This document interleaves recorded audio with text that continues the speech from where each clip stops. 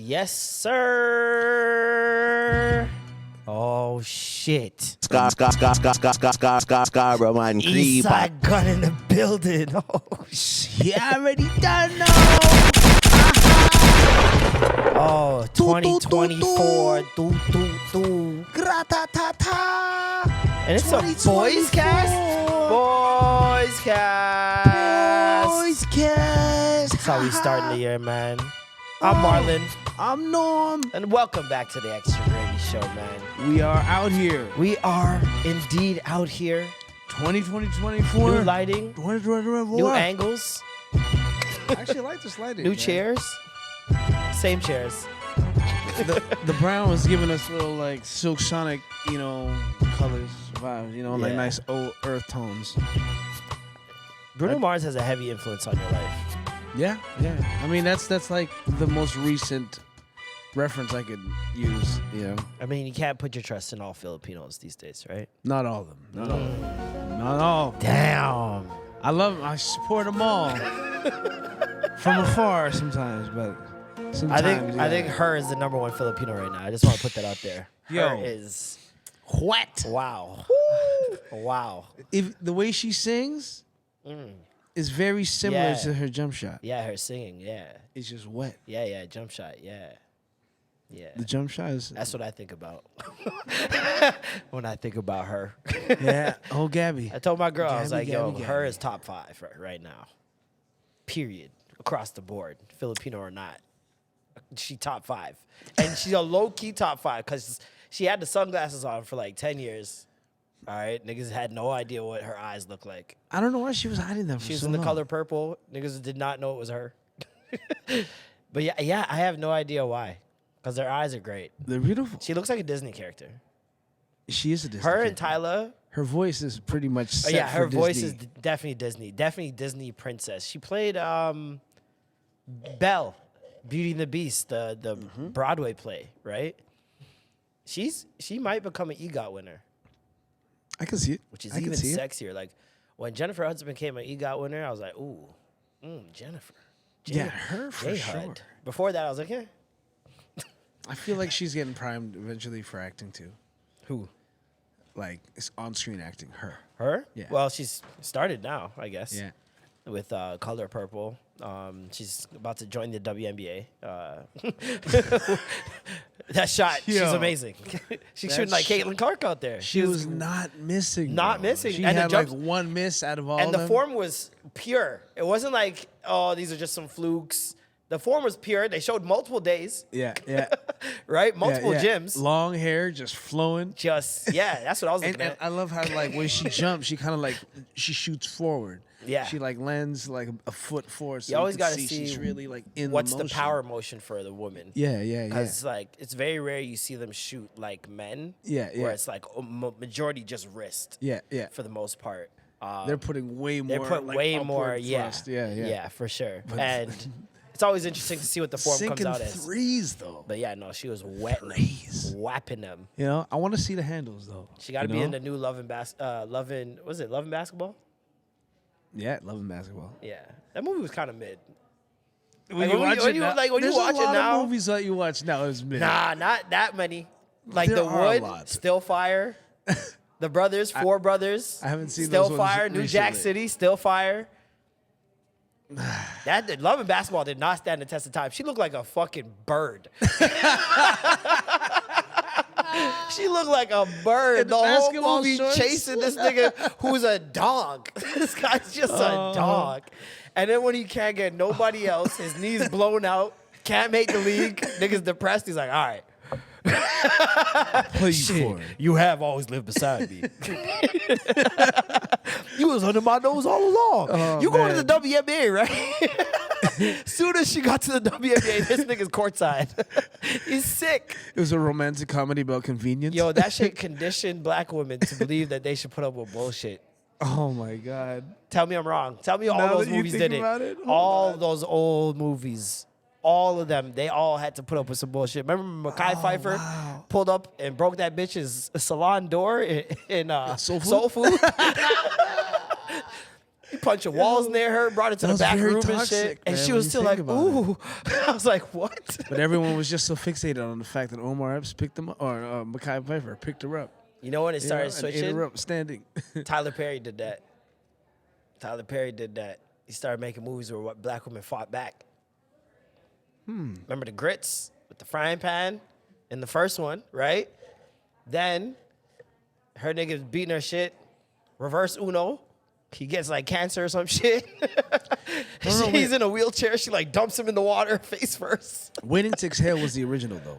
Oh yeah. Waiting to Exhale Definitely, with yeah. Angela Bassett Lighting just the like car on lighting the shit fire, on yeah, fire. yeah. You know, even the soundtrack alone, like that's all That's time. probably the You know what I mean? greatest soundtrack in any movie ever. Ever. Period. And then like right after that, only because of Whitney Houston's "I'll Always Love You." Like, can you imagine the back to back? Oh my Just God. going from "I'll Always Love You," Bodyguard, right into Waiting to Exhale. Yeah, no, hold on. Let me look at this track list of Soul Food. Because Soul Food. Oh, this shit had bangers. Yep, here it is. Girl, I care about you. First of all, a song for Mama, oh, that's right on off there? the top, a Mother's Day classic. I sang this shit with my brothers in church. Yep. In grade 11. My mother was in California. I sang it to her over the phone, and all of her work and friends were around, and she was crying in front of her friends. I'm just like, Mama, I love you. Mama, you know.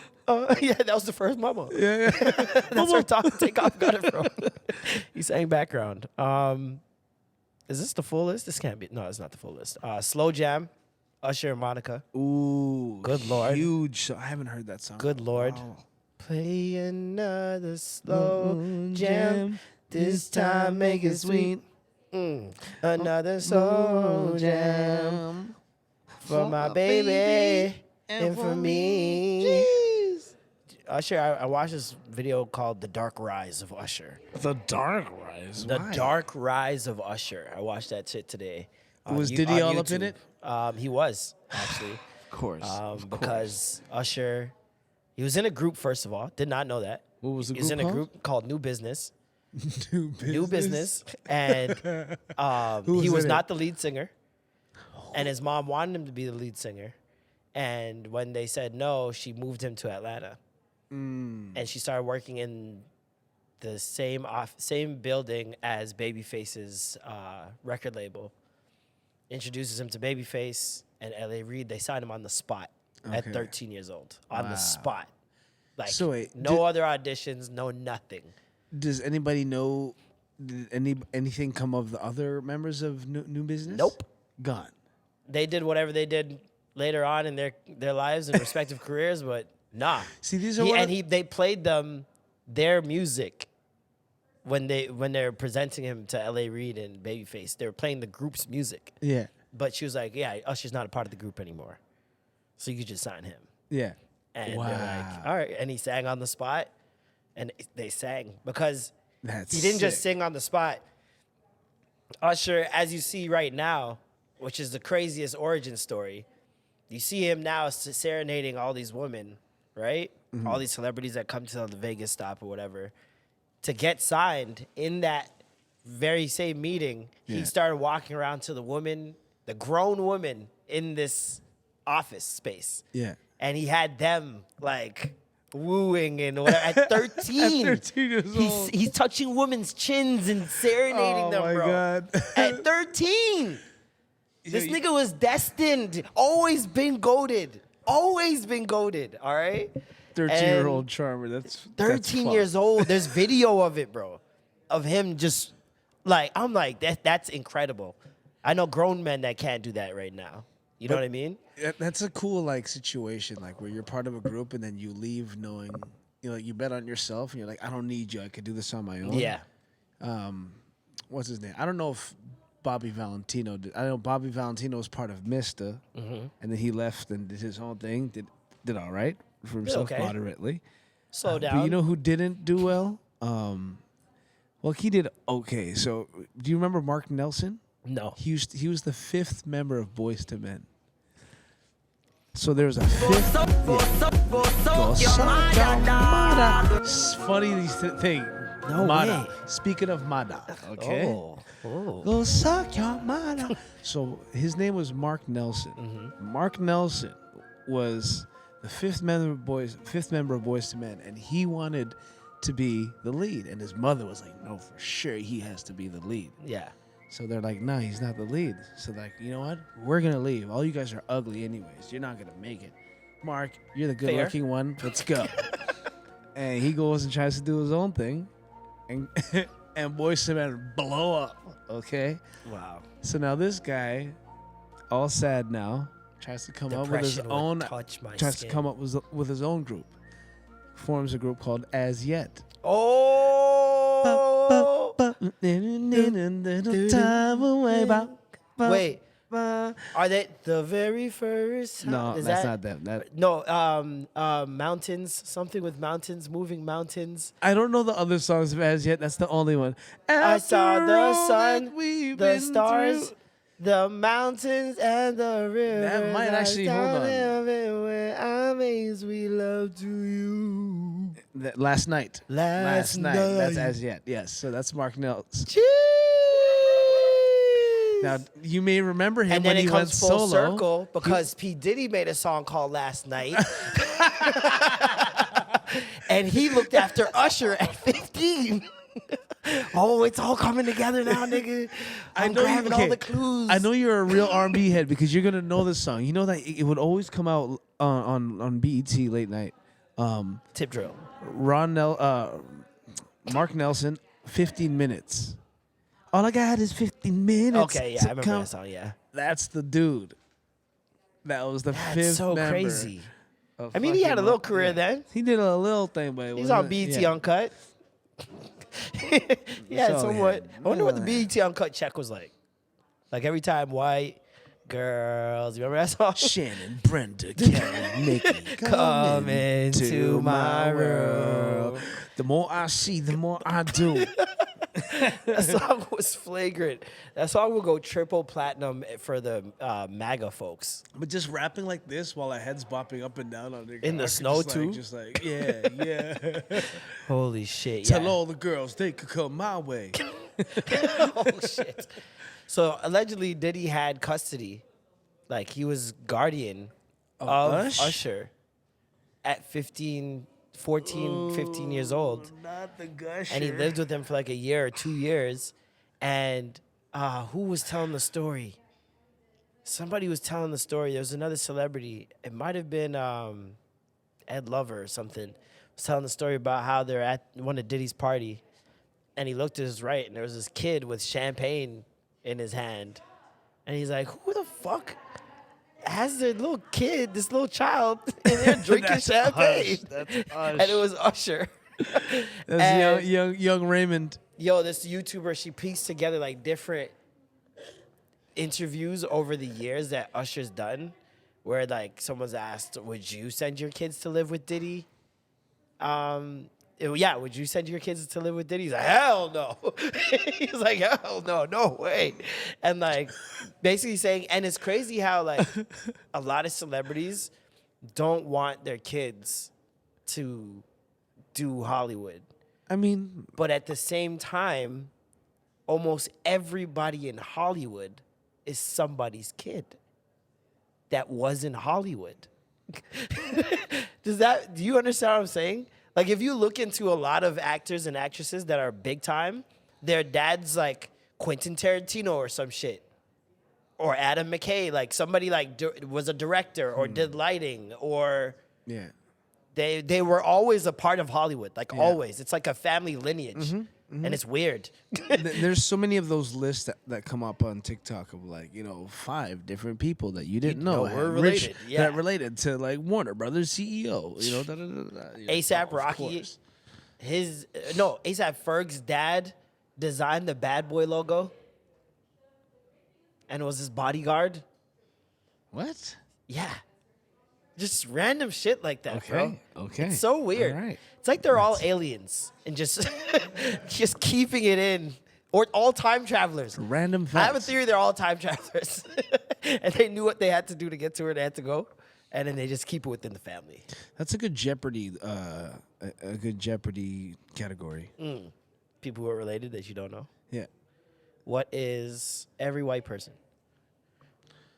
What is every white person? No, that's the answer. That's how you answer in Oh, Jeopardy. oh, is what- what is? I'm like, what is every white person? No, racist? I don't know. That could have been asked so many different ways. Yeah. Joe Coy, man, we gotta talk about it, brother. This is your guy, man. This is My one of your, guy? This is one of your peoples, man. My guy? I mean, I'm just gonna associate him with him because racism. But Joe, you did your best, bro. oh, did he? Kuya. Did he? Joe, you did your best. Did he? Did he though? Was that his best? Was that the best he could have done? He said he got signed on 10 days ago, right? Said a lot of the jokes weren't hit. It was bad, brother. Did you watch the whole thing? I watched the whole thing. I was wondering- almost avoided it like at first. Like I did not watch it on purpose. And I was like, Was there a laugh content. track? Huh? Was there a laugh track? Because I here's the thing. kind of felt like there was. Because if there was a laugh track, his reaction to the people didn't warrant the laughs that I was hearing via audio. Because I'm like, why is he feeling bummy right now on stage if the laughter sounds like it's full enough to feel like I'm doing fine? I didn't think it felt full enough. I feel like it felt forced, like almost a polite, like we're at the Golden Globes, we're supposed to laugh type vibe. And there were times where they barely shot to the audience, which I noticed. And I'm like, nobody's smiling. no one's smiling right now. Well, here's my thing. From jump, when I found out it was him, I'm like, oh, this is gonna be tough for Joe Why? Coy. Because here's the thing, everybody before him are seasoned. They have like years and catalogs upon catalogs. He's seasoned. He's seasoned as a comedian, but he only has one movie, and he doesn't even have a show. He's never had his own nothing other than his comedy touring and his one flop of a movie. But he dated Chelsea Handler. He dated Chelsea Handler. Cool. Rah, rah, rah. Ricky Gervais. Doesn't this that guy, count for something? It counts for something that, you could follow a bunch of black guys. Cool. I couldn't You know what I believe mean? he was so starstruck. I think that's what really threw me for a loop. Like, Well, that's the problem because he was not a star on the level of everybody else. So, like, him making fun of them is like, yo, we don't rate you like that, eh? You can't make fun of us yet. You know, if you were on our level like a Chris Rock or a Ricky Gervais, fine. Ha ha ha. Yeah, I you're get with that. us. I get but that. We're like, yo, make us laugh, Joko. You're the new kid in town. It's like putting the rookie up in a roast. And just like, oh, we don't but know that's when you get to be Spud Webb, though. Exactly. And he didn't. He didn't Spud Webb. It's just He unfortunate Anthony that Bennett. He didn't Spud Webb. Right? Who's the last person to do this? Let's say, like, who gets thrown into stuff like this? Like, let's say, The best is like Ricky a Drew Gervais. Carey, or like Ricky Gervais is the best one that He's the they've best ever one. had. But think about it. Once again, he has his own show. He's Yeah. pioneer. You know what I mean? He's got a But whole he's also UK. British, so they don't care. Americans usually they don't give Right. a fuck. My thing is like he gave too much of a fuck. He was visibly nervous.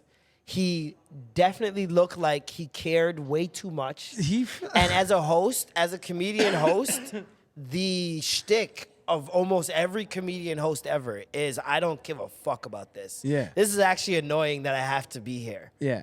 Right? And he was more like, oh, I'm so grateful to be here. And it's like everyone else there. It was so fucking Filipino of him. Fuck, man. Everyone else there has been there Thank so you many for having times. me. Oh my They God. think it's too long. They get drunk because it's boring. They have to dress up. A lot of them don't like dressing up like this. So it's like they're not impressed by the Golden Globes. There's Yeah. like a few first timers scattered amongst the bunch. Yeah. But it's like fucking Leonardo DiCaprio. Meryl Streep's been to 34 of these.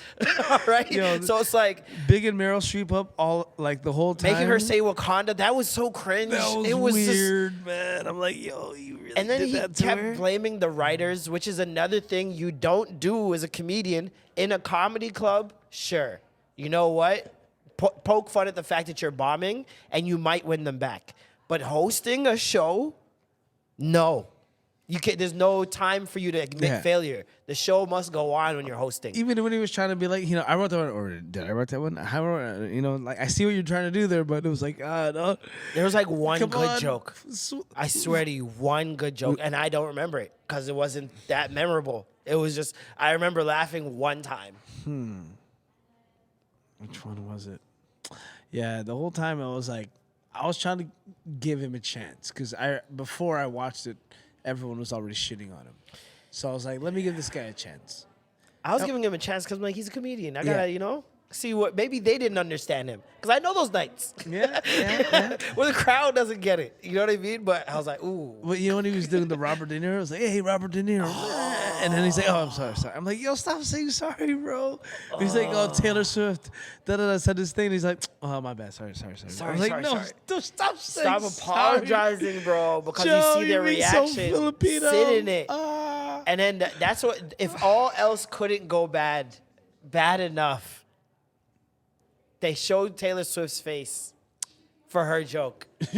And Shorty just sipped tea. And I was like, God damn, there it is. And that one moment made him the highlight of the Golden Globes because Taylor Swift is engagement. Because all the blogs saw, a Taylor Swift moment. Yeah. Post it. He became the highlight of the Golden Globes, his bombing.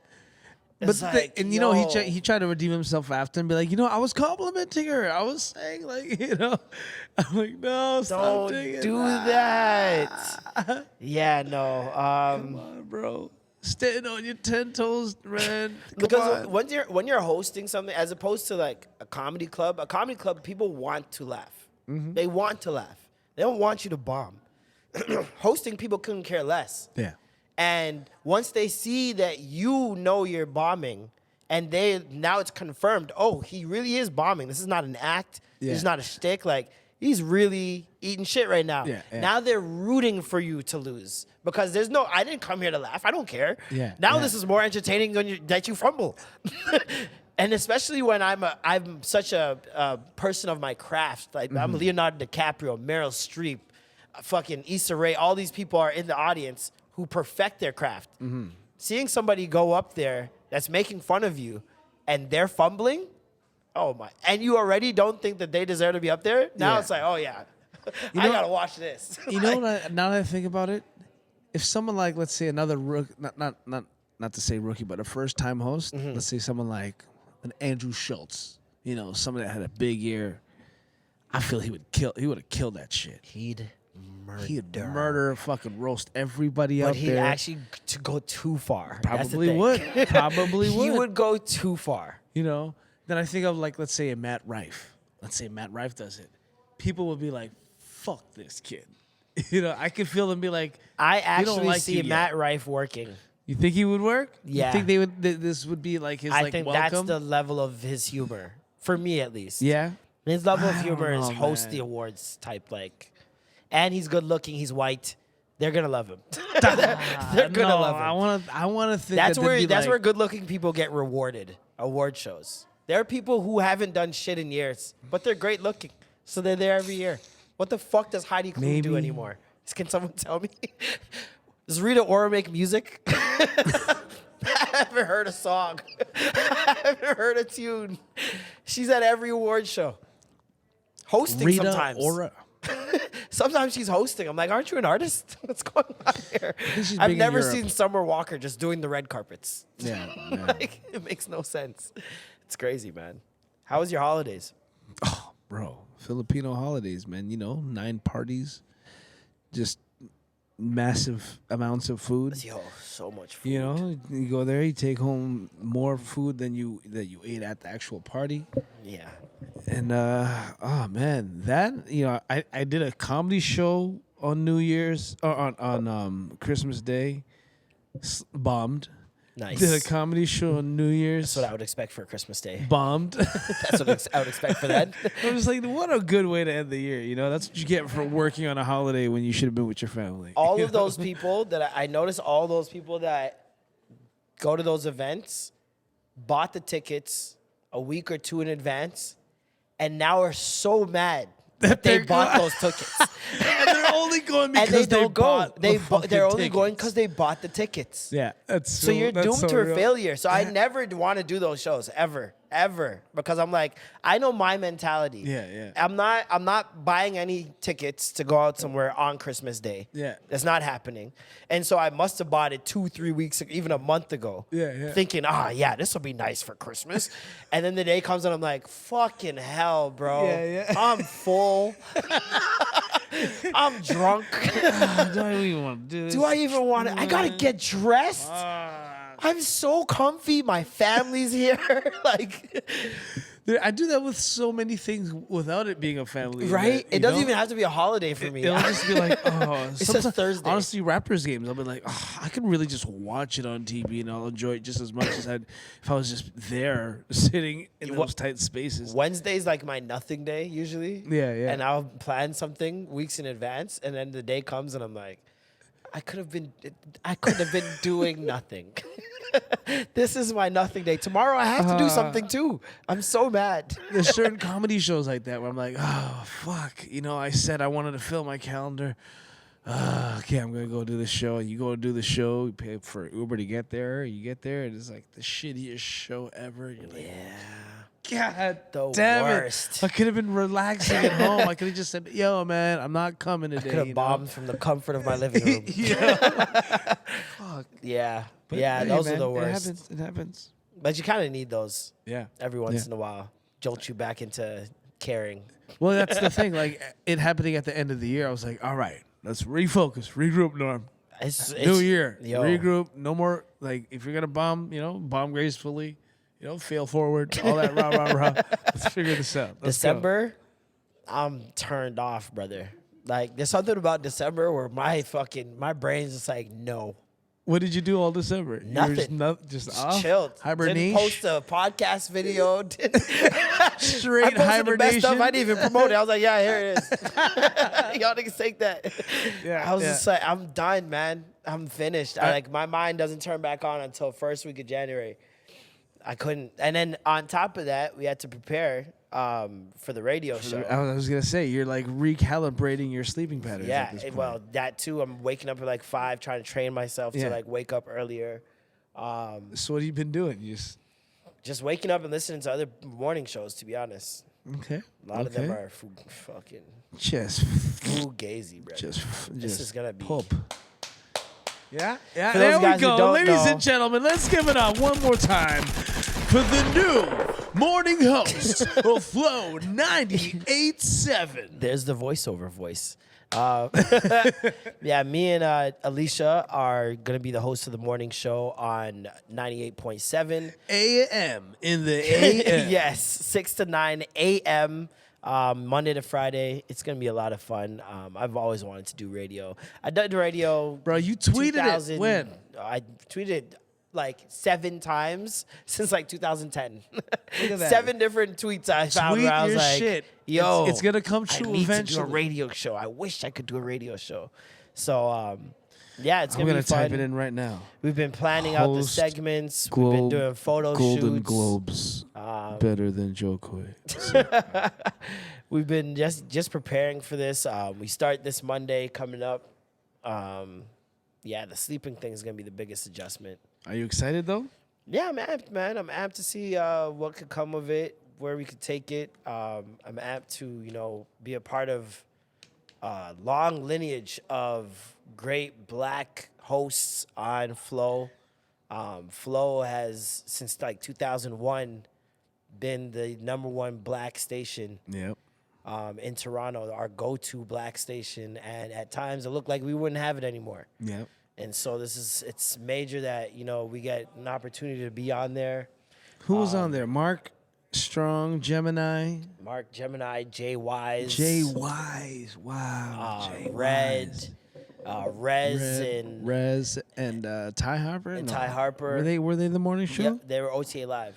They were OTA Live.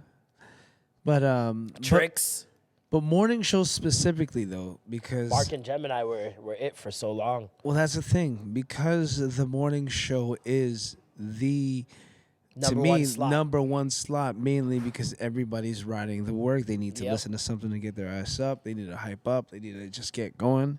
You're gonna be that for a generation.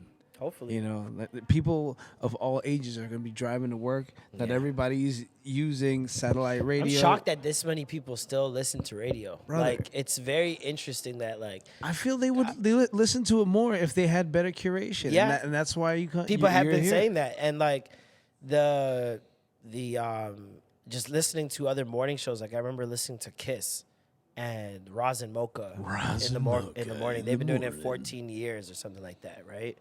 And It's always Indian guys. right? Shout out Always. to Indian guys, but it's always Indian guys. There's always an Indian guy on the radio station. What's it called? There's somebody that called in, a black woman, called in and was like, "Oh yeah, this is my new station. You know, my other station I was listening to, they don't have people anymore. It's just like music playing, so blah blah blah." And Rosmo was like, what was the station you used to listen to? Knowing good and well what that station was. Oh, we got Station Wars, baby. And she was like, oh, Hey, Roz, 98.7. And yeah, Roz was like, never heard of it. I was like, bad. Yo, you know me. I love a little competition, man. Hey, I hey, love yo, me a little Roz. competition, hey, yo, man. Mocha. Do. Ha ha. So we'll see if they know Watch who out. we are by the end of the year.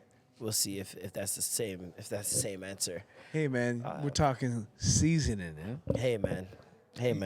Those are heavy statements. They We're not talking that old bland seasoning. You know, the Wonder Bread. the wonder. Yo, you guys are. Whoever was the mastermind behind that marketing, yo, Keyword mastermind. Shout out mastermind, yo. mastermind. Big up mastermind. You know what I'm saying? Mastermind. Big up That mastermind. was But huge. yeah, man. That was huge. Yeah, we just wanted to make a statement coming out the gate. You know what I mean? And yeah, I'm looking forward to it. You know, I'm a morning person, so I'm not gonna be grumpy on the radio. I'm not gonna be, you know, bad mouthing my ex or anything like that on the radio. You know? Well, you got to be the one to wake everybody up. So Yeah, you're the yeah, voice of yeah. you're everybody's like.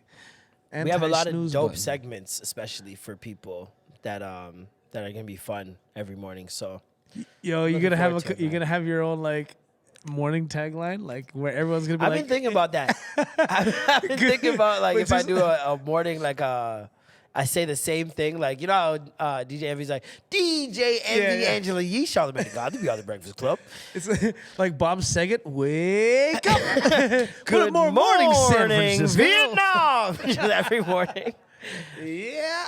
I don't know. Yeah, what are you gonna be doing? I don't know. Still, I'm thinking about it. God suck ya. That'd be so lit. Oh my god. But then my imagine God. walking around and everybody's like, "Hey." Apparently, I can't They have a scream it. soundboard, so No soundboards. if That means no, you're I a can. I Oh, can. you can. I can have a soundboard. Problems. Go love your mother, dog. Imagine. But yeah, man, that's gonna be is exciting. It was crazy seeing the reaction. Wow. Like, thank you to everybody that hit me up, messaged me. Like my phone for a day and a half. My Instagram currently will not let me use it because it thinks I'm spam. I can't like anything. Wow. All I can use is DMs Wow. and Insta story. That's it. Wow. It thinks I'm spam. There's so much like people I was trying to reply to and get back to, and That sucks. it was just a lot. But I don't know why Instagram is being weird right now. Like I can't like when I try to send something to wifey, like I type in her name and like it's 20 like names down. I'm like, why is she so far down? Like she's one of the people I message most. Why would she be so far down? Like yeah, no. There's You're too just much acting people weird. on Instagram now, man. yeah. It's all the titties. So much more titties now. Way Titties too is much just you could just get titties anywhere now. Back in the day, you know how hard you have to work for a titty? They had to be People on don't know- MSN Messenger 4 hours. 4 hours minimum. Yeah. All right. You've been working your way in, trying to get to the show me your nipple. What about the Bay catalogs? You know what I'm Bay saying? catalog? Oh, Or you like, going hey, way back. I'm talking Oh my in God, Sears magazines. catalogs and Sears shit. catalogs, just looking for the lingerie section. in the Yeah. bra section, hoping to see an outline of a little something. That's why I don't get why niggas don't like feminism. Like, feminism is the greatest thing to ever happen to men.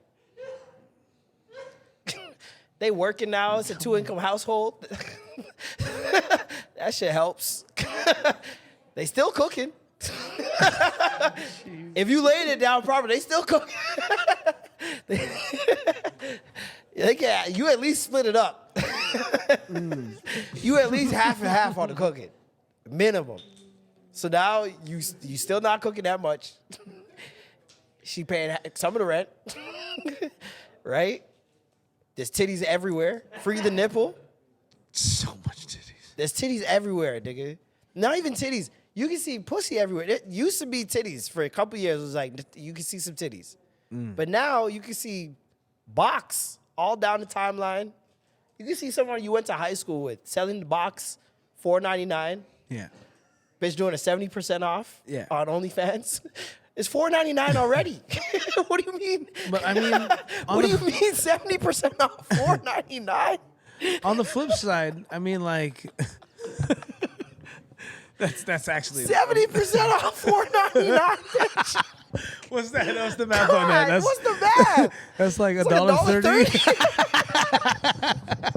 It feel like $1.30. What's this? $1.30 Oh, titties right there? Oh my God! Why are titties only $1.30? For the price of a donut, you can see some shit. titties.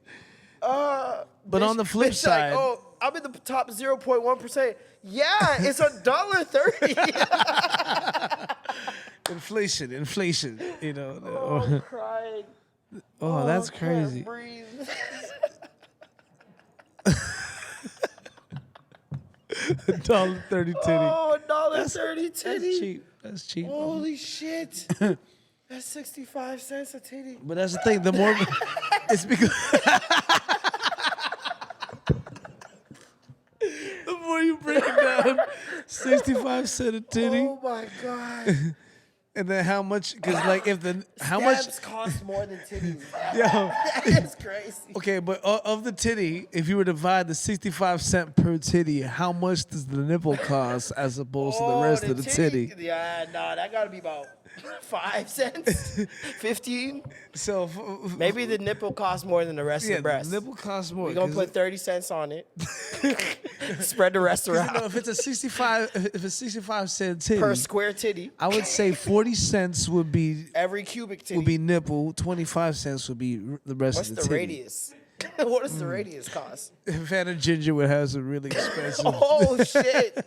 Havana Ginger's nipples. Oh, man. Gotta be about 50 cents each. Those are some expensive ass New York pepperonis. Yeah, right especially near the end of the month when they gotta put the sale on.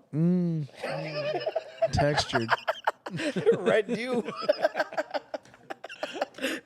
Gotta get that rent in. God damn, I'm dropping the price from 70% though. It's crazy. For the first 25 lucky guys.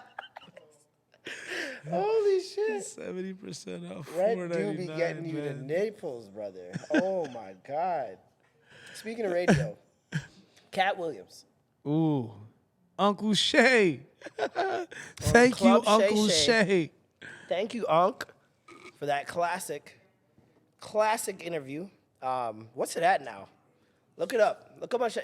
What's the last I saw? It was like 5 mil. 15 mil. 15. 15 mil was the last number that I saw. I've watched it 3 times over, so like. You watched it 3 times? Yeah. The whole thing? Not the whole thing. I keep on trying to listen to the whole thing. Yeah. But like I'm in and It out. was so good, It's bro. just so compelling the Like way he every talks, minute, man. every minute of it. What? 39 Almost million? Tripled. Wow. 39 million? What's crazy Off is word of mouth? Dog. what's crazy is I feel like a lot of people didn't even know what he was talking about, but because people, were talking about it so much, they were like, let's see what this is all about. Well, comedy is also like, people underestimate how large comedy is. Mm-hmm. Like when you're talking about the top dogs, they can sell out a stadium more than artists. Like Chris Rock can do 5 nights at Madison Square Garden, no problem. Sell it all out.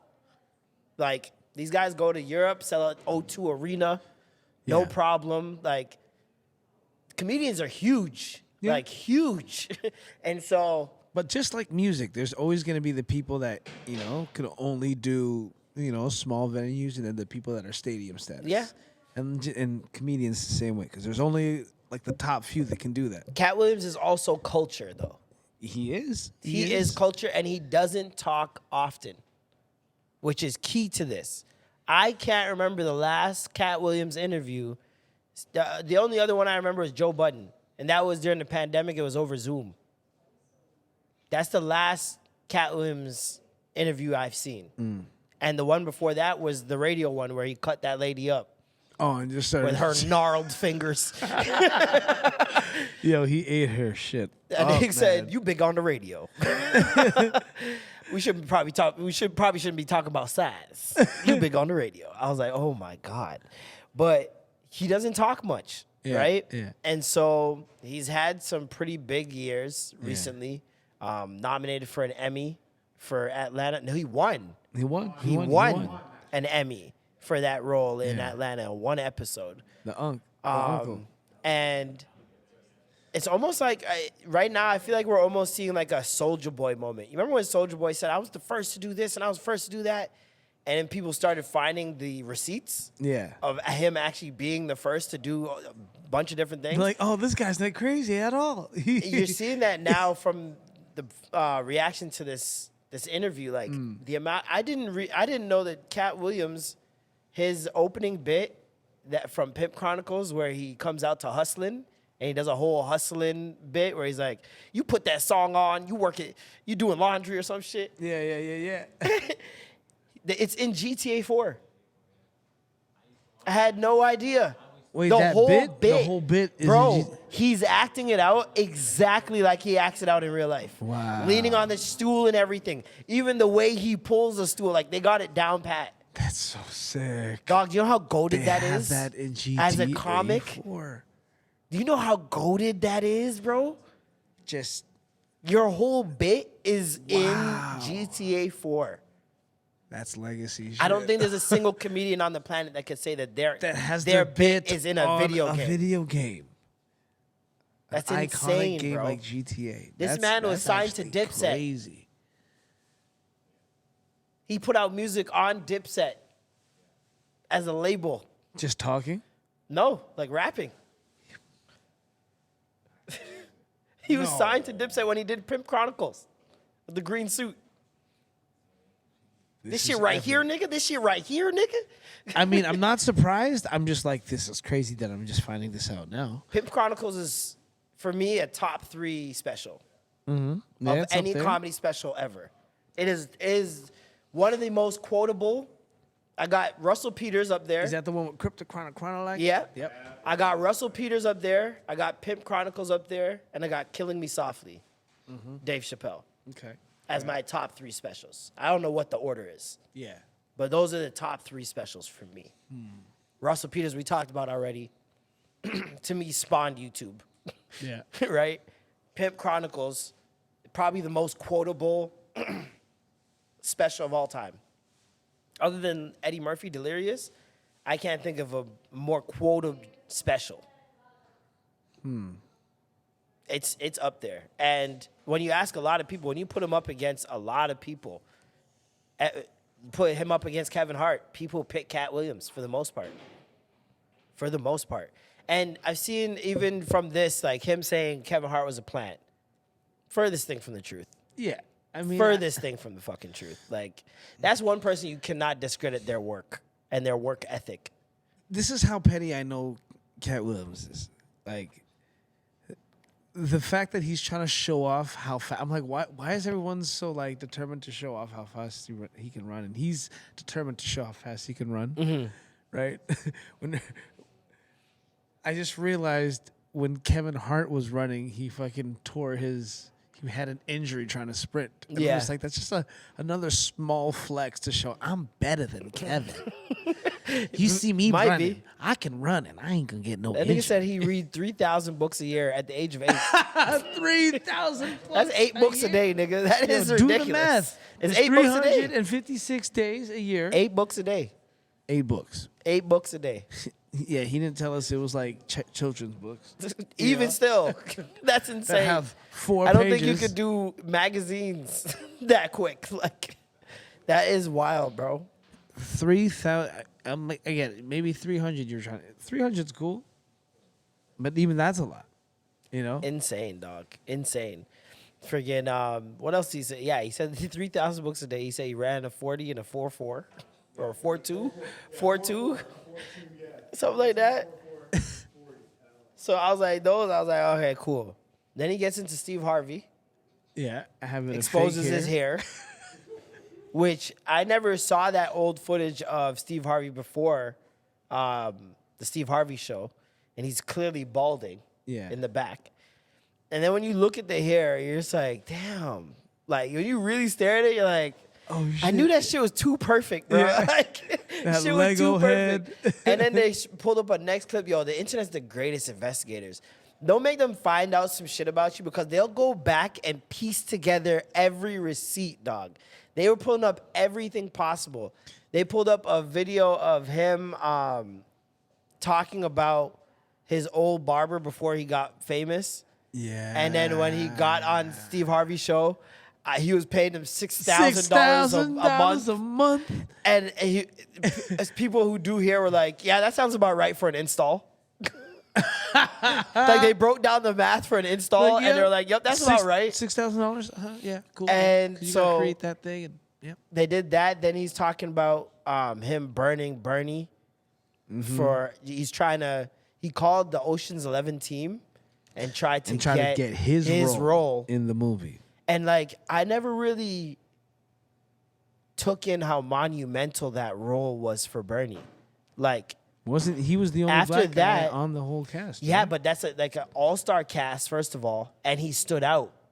It wasn't like he was just in the cast and got shit because he was in the movie. He stood out. Right? He held his own. And then after that, Charlie's Angels. You got fucking Mr. 3000. You got that movie with Ashton Kutcher, the remake of that old movie. Guess Who's Coming Home. Yep. You got friggin' the Bernie Mac show. Bernie Mac show, classic. So it's like that role was huge for him. And he bodied it and showed why he's a star and showed why he was the headliner at Kings of Comedy. And Steve didn't like that. It was Steve Steve's did not show, Steve's tour. Yo, even the Mark Curry shit. Like, I never even Oh knew my that. God. And I always wondered why. I'm like, how did a guy like, Mark Cooper have his own show and just fall off the face of the earth? He didn't have any. Yeah.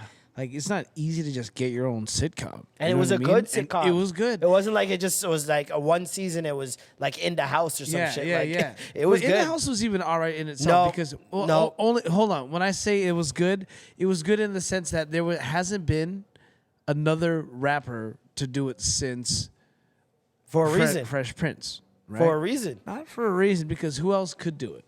That's what I'm saying. For a reason. Right. Will Smith is Lil- an anomaly. LL Cool J tried it. It was okay. And then anybody else after that, I was trying to think who could be another rapper that could. It would have to be someone corny No. because Will Smith was corny. He never swore. He was a family-friendly guy already. I feel Ice Cube could have done it. I don't think so. I feel His acting is good enough for his movies, but not for a sitcom weekly. Do you think T.I. could have done it? No.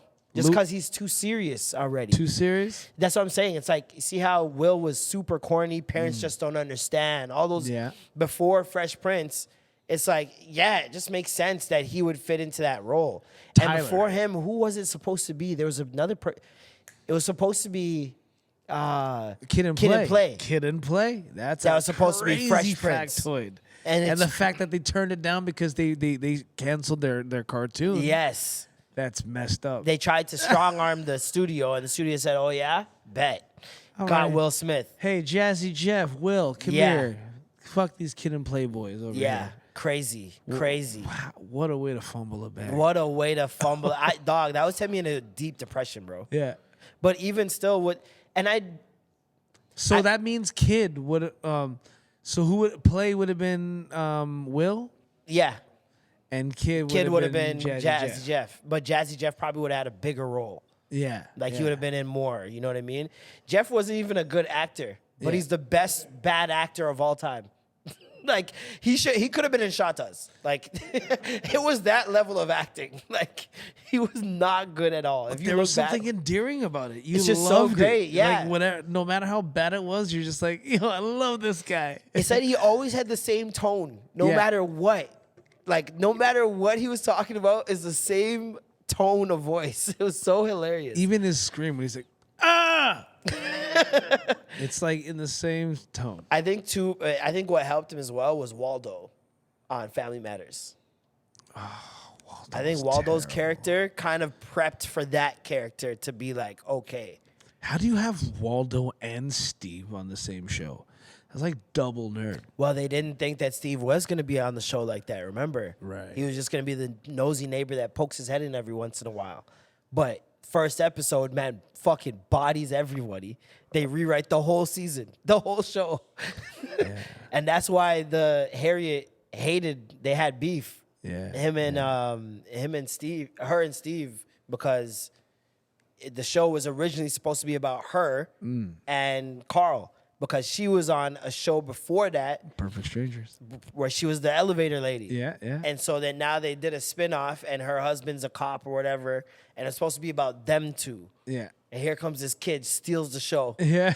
And he's being a dick behind the scenes already. So yeah. it was wild how much that set mirrored Fresh Prince. Because the same thing happened in Fresh Prince. The show's supposed to be about this family. Here comes Will, who completely steals the show. Yeah. And Aunt Vivian and him start beefing. Well, see, I guess that's the thing. They were like, let's try working class. Working class family didn't work. So let's try rich family. Well, no, rich it worked. Family worked. Family Matters worked. I mean, Family Matters worked, but it worked for a while too. I guess so. Yeah. It was on for a minute, bro. I remember that final episode where he goes to space. Wait, what? You remember? Urkel went to space? Urkel goes to space. The final 2 episodes, he goes to space, and his whoever he goes to space with gets knocked out and unconscious, and he has to bring the ship back to Earth, but he doesn't know how, and like a whole bunch of shit's going wrong, and Laura's watching. The whole world's watching on like a live stream on TV. And you could see him in the plane, and he's like talking to them in the whole episode, and then he makes it back, and he comes back, and he's still in the astronaut suit, and Laura has been like freaking out for 2 episodes. And he walks in, and she just goes and kisses him, and that's how the show ends. Oh man, It's crazy. so funny. Speaking of which, 2 things about the supporting cast. So, one, I don't know if you saw how Eddie, the guy that plays Eddie, who is now a freaky was talking about how like Superhead. Nigga said he sucked dick better than Superhead. I said, God damn, Eddie. Superhead. I was like, yo, He get his wins low. That's the whole. You know what I'm saying? That's not the. You totally That boy get his wins low. Did you not know what the point of dating Superhead was? Right. Wow. That's pretty cool. But secondly, Laura, I saw a funny meme asking. Who would you rather, have your back as a girlfriend if you're about to get into a fight? What sitcom chick? Queen Latifah. There was Queen Latifah. there was Pam. Yeah. From Martin. Okay. There was what's the girl from? If they're all dark skinned, we gotta fight. Monique's daughter. What's her name? Okay. Kim. And the last Countess one. Vaughn. That's the craziest real name ever. Countess as your first name. Her name was Countess. Countess Vaughn. Countess Vaughn. I didn't really watch that show. That was the Parkers, and she sings right? as well. Yeah. I remember she was on Arsenio Hall with Usher back in the day, and she was like singing to him, serenading him. I was dying. Laura was the last one. Laura, I'm going with Queen Latifah. She bodying everybody, man. I feel like Pam would be good. Pam loud. Pam, because I don't know if she got the. I don't know if she got the hands. No, they show she was punching something. I forgot what scene that was when she was just going in. Just going She crazy. looks like she could fight. Yeah, freaking. Speaking of Superhead, I went back and watched the tape. Hey, classic or no? Mid. It's kind of mid now. Oh, see that's the thing. It's kind of mid now. She didn't. She. This is the thing. I think back then when she did it, she was probably one of the first to do the 2-hand pepper grinder, right? Yeah. But now they all doing the 2-hand pepper grinder. The game is That's evolved. standard. You know what I mean? It's like looking back at Godfather. Yeah. Good movie, but I've seen this done better now. Yeah, it's that common case of when, second base becomes first base now. Yeah. You Yeah, no. It's like looking back at Buffy the Body's ass. And that used to be like, whoa, that's too much ass. I'm sorry. Niggas used to be like, that's too much ass. I'm sorry. That's too much cheeks. Now it's like, mid. That's whatever. Seen it all before. See that Young and Eglinton. That's Yeah. hey, shit. Young and Eglinton, by the way, cleared. Cleared. Or closed, not closed. Finished. Finished for the first time in 12 Opened. years. Opened. It only took 12 fucking years for one intersection. Well, we did it. We're here, Joe. People went to jail, came out, and it was still unfinished. Nigga, we got 12 iPhones. 12 iPhones. They started that shit. iPhone 3 was created. out. The tech. Listen, if this was China, that didn't shit even have would- a fingerprint yet. if this was in China, that shit would have been done in 12 months. Okay. Like it's More like 12 minutes. I seen the time lapse. Well, like 12 minutes. with that piano song playing. Yeah, crazy. But back Yeah. to Cat Williams. How did we get here? Shout outs to Cat Williams. I think. What was it your was- favorite response to his interview? Mine was the Illuminati. Is anybody here in the Illuminati? Illuminati. Are you in the Illuminati? You're definitely Eastside Gun. You're definitely in the Illuminati. Yeah. The Illuminati. This nigga did a 16-bar response to a podcast episode. Oh man. I'm beginning to think he has autism. I think he can only rap. Does he rap only in what was it? What's that movie? Constipation? Fast and Furious? Does he talk normal? I don't know. There was a bunch of white guys making fun of him. I don't know if you saw that video meme of like they just start screaming all these random things. Barbecues in a swimming pool. Oh, And just about like West Side Gun? Yeah. Oh, I thought we're talking about Ludacris. Oh, sorry. I thought we were talking about East Side Guns. No. Ludacris. Luda. Illuminati. You didn't see his bar. Oh, his, Alluda. Oh, the Alluda. Okay. Yo, the Alluda. You didn't see his response? Yeah. Oh, yes. He was sitting there trying to rap, being cool. I don't know. He still had, and the funny thing is, he had the braids. He had the pointy ass sideburns. He got to keep them in the Illuminati, remember? Yo, the fact that Cat Williams said they brought them both to a house and said, all right, one of y'all choose who keeps the sideburns. Keeps the sideburns and the hair. That's the only way you get in. yo, Luda said, I'll get rid of the boss. That's crazy, bro. 200 million, right? 200 million. 200 apparently. million. Apparently 200 million. 10 movies. Did he say 20 movies? For 20 movies. 20 movies. Was it 10? He said 20 movies. That's why the mathing wasn't mathing for me. Math 'Cause he is said not 20 mathing. movies, so that means 10 million a movie. What's the back end like on a movie? But that means he's like, how many Fast and the Furious are? He's like 10. Maybe like, that's why there's so many. so 10 times, Yo, everyone's in the hole. Fast and Furious. It's Who's like that getting nigga 20 in million a You Got movie? Served. Like, y'all better pay me back. They got to do 20 fucking Fast and Furious. Yo, doing 20 Fast and Furious as a punishment is crazy. That is so That's crazy. your buy-in to the Illuminati? All right, you got to give me 20 car movies. 20 Fast and the Furiouses. Can we mix it up with some Need for Speed? No, I said. Imagine Ja Rule comes out of nowhere and he's like, yeah, I was in the running too. He was pissed. He was pissed. Did you notice I shaved my sideburns? He was pissed. He fucked up his own bag by not doing the next movie. Mm-hmm. He fucked up his own bag. They needed another rapper. Cedric the Entertainer was another person that Cat called out for stealing a joke. The spaceship joke. That spaceship joke. When you see it now, it's like it was obvious. And a lot of people were saying no, it was better. A lot of people were like, this ain't the same joke. And I'm like, come on. Don't okay, the setup is not the same. What surrounds the act out is not the same. But any comedian will tell you that act out is the same. The act out is the same, bro. Same thing when they showed Steve Harvey stealing the gas station bit. Same fucking shit. Different words, different setup, same act out. Same shit, man. Same act out. And the act out is the joke. Like people think the spaceship and the aliens, that's not the joke. When you copy the cadence, when you copy the physical movements, that's a joke. That's choreography. You're like, when you obviously take dance steps, you can't hide it. Yeah. These guys did that, and I was like, oh man. And even with Mark Curry, back to him, you start to listen to Mark Curry and how he talks, and you hear Steve Harvey, and you're like, oh my God. Steve Harvey really did take Mark Curry's flow. But even past that, like taking a childhood story and turning it into your own.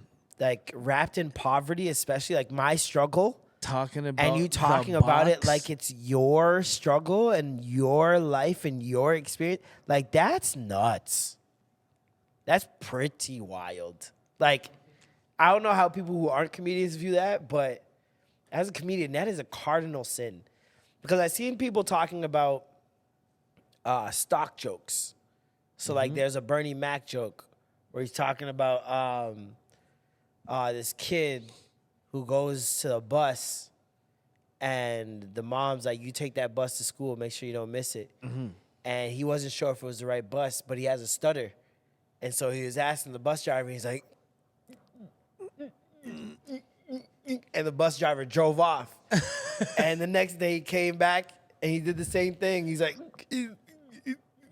and the bus driver drove off. And then he told his mom, bus driver keeps driving off. Every time I come there, and I'm trying to ask him if this is right, if this is the right bus. Yeah. And she's like, all right, bet I'm gonna go with you. She hid in the bushes. Bus driver comes back. Kid do it again.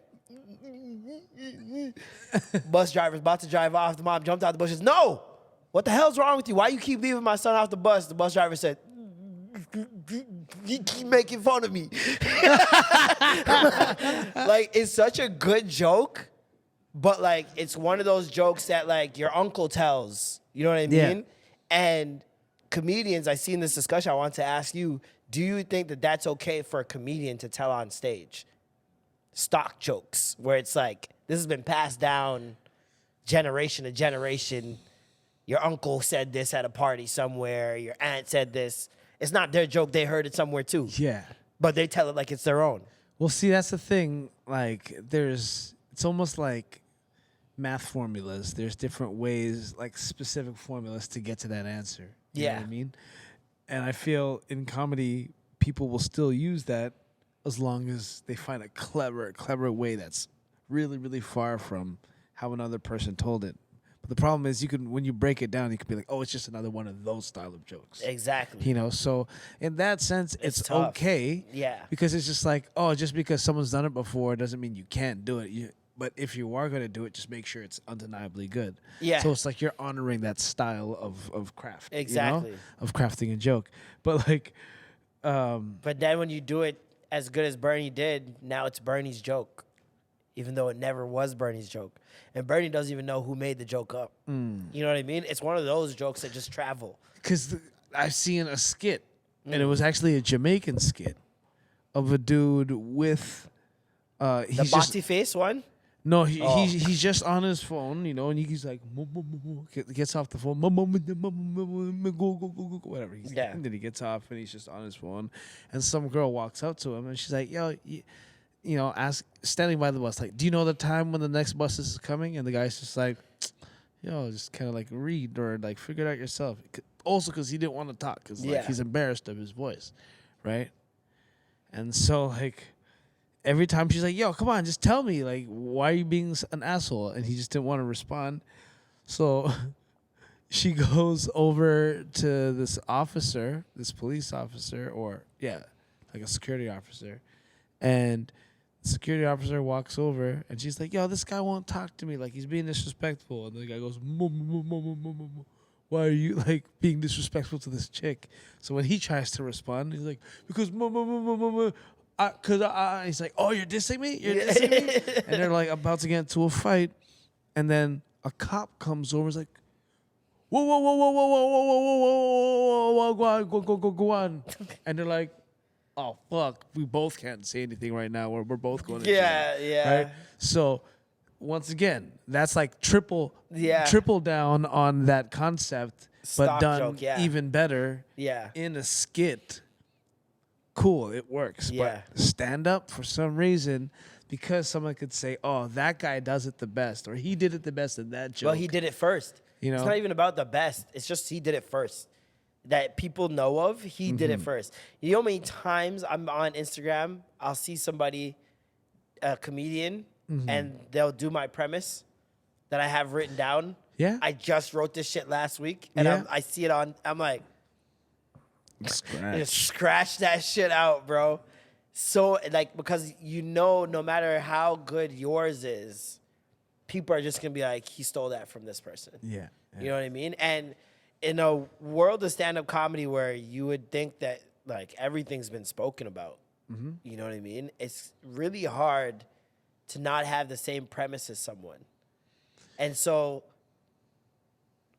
that's where it gets sticky for me in terms of, like, people, quote-unquote, stealing. Because some premises aren't hard for more than one person to arrive on. You know what I mean? Like, we're all not living the most unique fucking lives where we can't parallel with someone else's life and be in the same situation as them. And I feel like that's why they want to tell a joke, because they know it's relatable. A lot of people go through this, so let me be the one to tell this joke. And if a lot of people go through it, I'm gonna use it as a topic of interest for everybody, because we all relate. and a lot of people have now thought about it. Yeah. Which include comedians who are analyzing every part of life. So now who does it the best? Who knows how to like take it? Because here's the thing: some people go from that concept to here, and it's the kind of obvious. Yeah. Now, how do you take it elsewhere and then make it about you again? Yeah. Like and your perspective on it. But, Did you watch Chappelle's? oh, you know what? I'm not gonna lie. Watching it, I was like, I love how happy he is on stage. He just looked like a young comedian. Yeah. Again. Like, haha, look at me. I'm like, He looked way more loose mad loose, than bro. any other special I've seen. Yeah. But also to his detriment. Well, It was the worst special I've seen of him in years. think about it. Like, you haven't seen Kobe happy in a long time, but his final year playing out. Sure, but it's not his final year. Well, I feel like Dave's got a lot of comedy left. he's got a lot of comedy A left. lot. I think he's gonna be telling comedy like Dick Gregory, like till he's like 80 something years old. And the thing about him is he's getting predictable. The thing about comedy is that it's redirection. Redirection is the entire point of comedy. And when I know your formula now, you can't keep repeating that formula because you saw it work for 3 specials.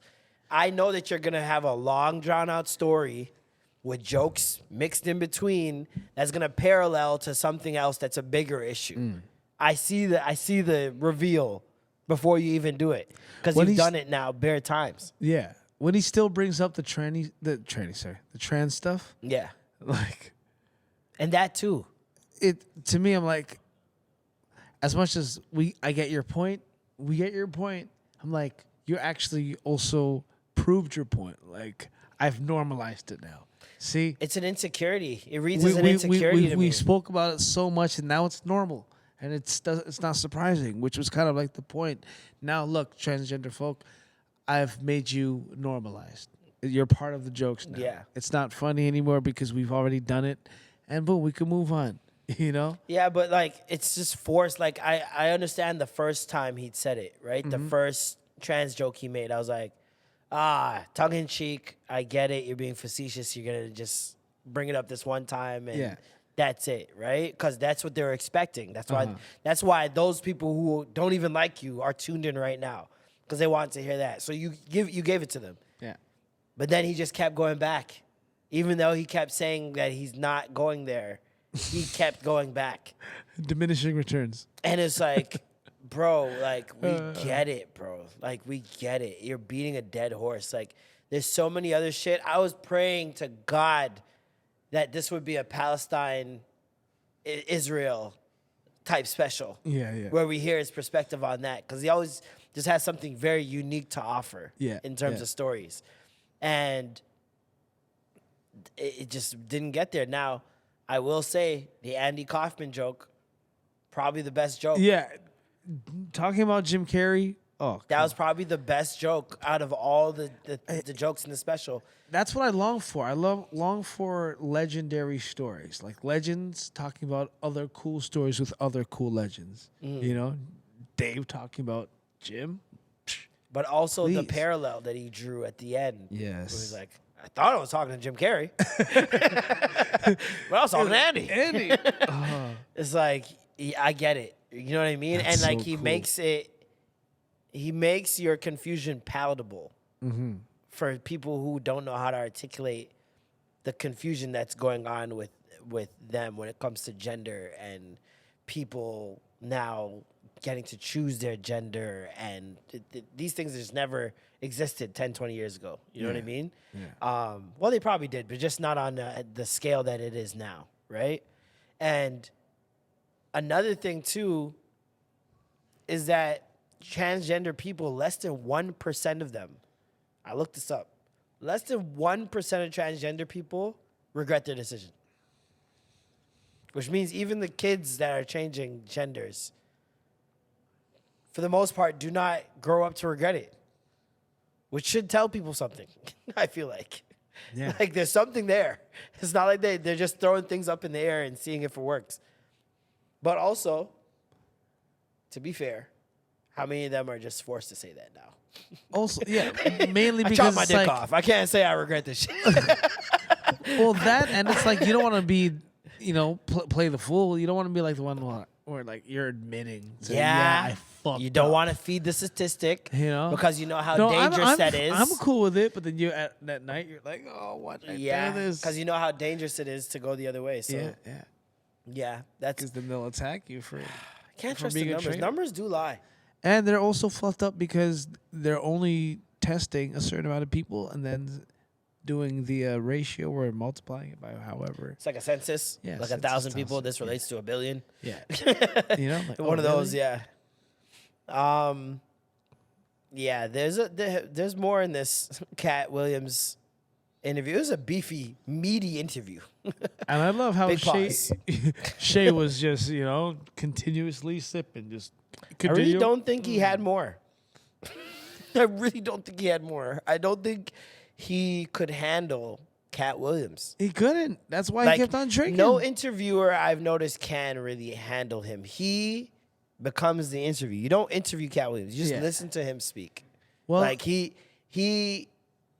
derailed the interview to a point where he had to keep redirecting it back to Shannon for him to do his job. Like, I'm gonna let you just do your thing. when you hold on, see how we're talking right here? If out of nowhere, mid conversation, I was just like, "Let me tell you something, Martin. Yeah. It's the way he My talks. Yeah. new year. Yeah. Like, it's like now you're commanding the show. This is now the Cat Williams show. There are certain You know? people that speak so prolifically, like that you're drawn to it. Like you're like, I need to hear what comes next. Yeah. Because this is not gonna be normal. The perfect example of when you're wrong, you get your point across. But I can't be around those people long. No. Like Cat Williams, imagine being his girl. That must be exhausting. You can't be around. You can't be around that Cat Williams when he's in that mode. I'm sure he's not that guy all the I time. hope not. Because if he is, dog, I could not be around you when I ask you a question and you. Let me tell you. Let me tell you, boo boo. Listen, Shannon. I can't. Every time, nigga, what do you want to eat? Like, I just want to know what you want to eat. Like, this is crazy. I doubt he's like that though all the time because to have 10 adopted children or 9 adopted children, 1 your actual child, and then having all this huge empire, all this money, and all this people working under you, like I highly doubt you talk like that to every single person. How can you try to villainize a man that has 9 adopted children? Exactly. He voluntarily he said, brought I'm on gonna 9 lives into his fortune. I'm gonna share with you my riches. That's a good person. I don't care what you like. Unless it's a tax write-off, that's crazy that I don't know about. Imagine he's making money off each kid, and that's the true reason for his riches. My man gets 10,000 a month. He gets 1,000 a month for each kid. That'd be incredible. 10,000 a month. That'd be the biggest reverse Uno card ever. But also, like, every story that's come out since this interview has been him standing on business and being a wow, like being a real nigga behind the scenes without asking for any props. Friggin' Deion Cole made a video saying, I want everyone that's ever gotten some shit from Cat to make like a tweet or a video or something. And we need to find out how much money this nigga is giving away because he's giving away a shit ton of money. Like, he remembers a night where he did a show at Comedy Store, and after the show, people coming up to him saying, good job or whatever. And this girl comes up to him, says, good job, hands him an envelope, and just walks away. And he didn't really check the envelope. He thought it was like a phone number or something. And when everybody left and he went to the green room, he checked the envelope, and it was $1,000. And he's looking for the girl. He can't find the girl nowhere. So now he goes, tells this other comedian the story. The comedian's like, yo, that happened to me too. Cat Williams was at my show, and he put $1,000 in an envelope, gave it to a girl, and she brought it to me at the end of my show. And he's like, God damn, it was Cat Williams. And Cat apparently has done this multiple times. There's this other random comedian on Twitter that was like, yo, I'm about to vouch for Cat heavy. I was a nobody. He saw me at this random club. He was like, yo, kid, you're going places. You are really good. I'm going to bring you on tour with me one day. And like a week later, hit him up and was like, yeah, come on tour. Made him the most money he's ever made in his entire career. I heard you get $300K going on tour. Just crazy, bro. And now the latest person going on tour with him is Kevin Hart's ex-wife.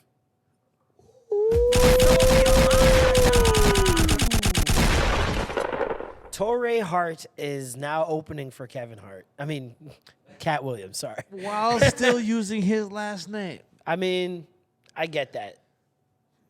It's like you changed all your documents and shit, and now you gotta change it back. Like, it's just a lot. What was her name previously? I don't know. No, you can go back. It's not hard. It is. It's not about it hard. It's a hassle. You had to change all of that when you got married. You had to change bank cards. You got to change passports, the health documents, insurance. It's a lot of stuff to change, bro. My mom did it. It's simple. Sure. She got if you want to go through money. that, she can get paid lawyers to do that shit for her. I don't see a point.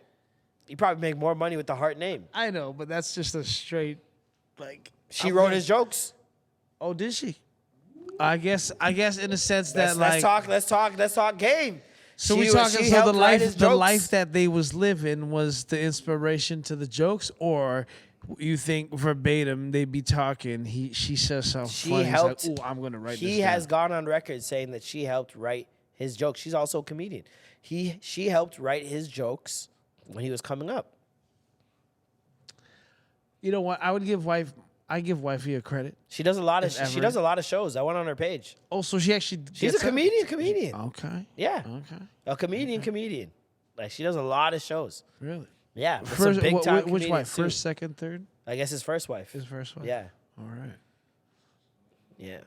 So So Don't sleep. was she married to him when he was When he was a nobody. When he was Lil Lil Kev the Bastard? Yep. Yep. Which is She was crazy dating that the people would say bastard. that he was a plant, bro. Like, this man came up on the East Coast doing the Philly, Boston, New York, New Jersey circuit, East Coast circuit. Rhode Island, Detroit. And he came up with Patrice O'Neal, Bill Burr, and Keith Robinson. Don't play with that, man. Craig. Keith. Yeah. Oh, the dude that had his own show. No. Well, he has a show in New York at the Comedy Cellar. No, there's this one guy that had his own comedy show, and there was a bunch of comedians. It was like a comedy talk show. Colin. Something was it Craig? Colin Quinn? Colin Quinn. Was it Colin Quinn? The Hard Talk or True Talk, something like that. Something like that. Yeah. Yeah. It was like a round table with comedians, and Patrice was on it a lot. Yeah. Yeah. But he was part of that class. Yep. Yeah. Kevin Hart was a part of that on that show. Tough Crowd. That's what it's called. Tough crowd. Yeah. And Kevin Hart was a part of that show as well. Bobby Kelly, a lot of those guys. So, yeah, man. And Kevin he Hart held is his own. He far said- from a plant. Yeah. Plus, we watched it on the internet. This guy did Laugh My Pain. That was the first one that went super crazy and huge quotable. Another one of my top 10 and my top 10 specials. So then he did Seriously Funny, which is another banger. Then the movie started coming, and he was the first comedian to really embrace social media. Like, he was the one going on, what was it? He did that freestyle battle with Super Hot Fire. Remember Super Hot? Okay, I see what you mean. Yeah. And he was the one, and he was posting every day on social media, every day on Twitter, every day on Instagram. He had the Nike campaigns that he started on Instagram. You got people jogging with him, like, by the thousands in different cities through social media and using social media. All his movies, when he started doing like 6 movies a year, he's doing movies and promoting them all through social media, doing contests where people could come watch the movie with him. He was like the first actor to do that. He was flooding the He's the killing screens social for media, sure. killing it. Yeah. So killing movies, like he had his foot on the gas, like he hasn't let up. And so for anyone to call him a plant is crazy. His work ethic, it speaks for itself. I know, if Kat says, he's the pimp that he is, and he has the attitude of a pimp, he thinks like a pimp, rah, rah, rah, rah, rah. He's so convincing with anything he says, like a pimp would be. Well, it's not even just him. It's just what people around him say as well. That too. Like women washing his car. And like I've heard some crazy stories about Cat, and I really do believe it because he commands a room. Yeah. You know what I mean? Like you have to have that charm, that charisma. Napoleon complex is real with him. He's got a large, extensive vocabulary. Like he was the first T.I. speaking T.I. person. Yeah. You know what I mean? Like he'd be using big words that you would not expect him to use, and saying it so funny because of his voice. Like the equanimity. So he's a very smart guy, and he's charming. He's funny. We already know comedians get the pum pum. Like that's just what. That's just we just laugh our way into the pum pum. Ha ha. Knock knock. Remember pum pum. Remember when his teeth were all busted or his teeth were different in Friday? No. Oh yeah. He didn't really have teeth at the top. Yeah, it was crazy. The story was one of his adopted children was playing with his chain while he was holding him and dropped it on his teeth, bust out his teeth. Bust out his teeth, yeah. And he didn't have teeth for a little bit and had to wear some like fake ones. Yep. On the show. That's crazy, man. Wild, man. Wild. His life is not as like it's epic, and I didn't realize it until he came out again and started talking about it. Sometimes you gotta remind niggas, bro. You know, and you're like, oh my God. Sometimes this you gotta guy remind was niggas. up there. Like the Steve Harvey beef started with him being in the mall with his adopted children, 2 of them, and they saw Steve Harvey. We're like, oh, that's Steve Harvey. Can we go get an autograph picture? He's like, yeah, go ahead. So they went to go get an autograph, and Steve Harvey said, no, I'm not doing the autographs. And they ran back, and he's like, tell him you Cat Williams' children. And they're like, my daddy Cat Williams, blah, blah, blah. He's like, who the fuck is Cat Williams? Ooh. And then it happened to the kid. Then the next year, my friend was at this show, 2008 in Detroit. big arena. Yes, the battle, And the comedy It standoff. wasn't even really a standoff. He made it a standoff. Well, yeah, because there's always an unofficial standoff in behind comedians' minds. Like Nigga I want to came be the out best and tonight. torched him. Because he had to follow, right? He followed, but Steve apparently was talking to somebody in the audience in an arena for like 10 minutes. Bro, an arena. Dummy. Not a club. Yeah. An arena. Yeah. Talking to someone in the audience for 10 minutes of your set. There's no point. That's uncalled for. 10 no seconds, one can maybe, hear them. But not 10 You got to minutes. repeat everything they just said, and that's less funny.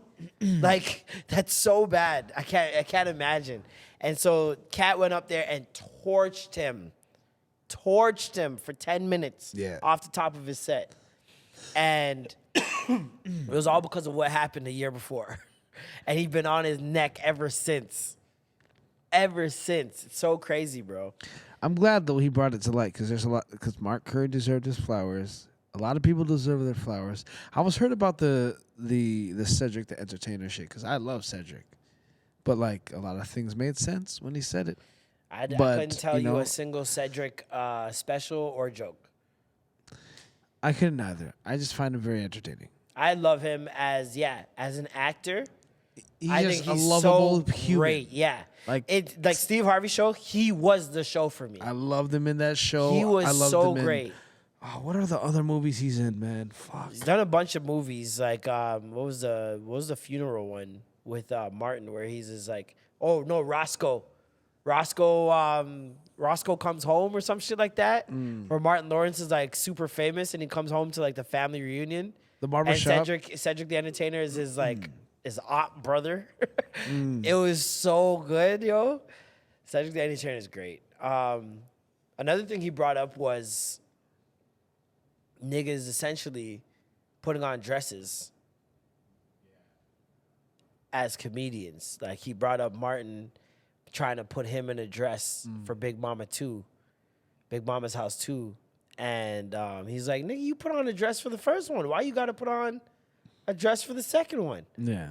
And he turned it down and it ended up being Brandon T. Jackson. Yeah. Who then did an interview years later and said that was the worst thing he's ever done and ruined his career. Yeah. Because his baby mom left him and blah, blah. I'm like, niggas, take accountability. Yeah. The movie had nothing to do with that. It's just a bad movie, man. I'm late on some car payments, shit. Like, I'm like, nigga, that was you. Because personally, I seen him, Lewin brought him for a comedy show. Yeah. It was him, me, 4 y'all, Spoken Reasons. Was that the same one? And Brandon T. Jackson.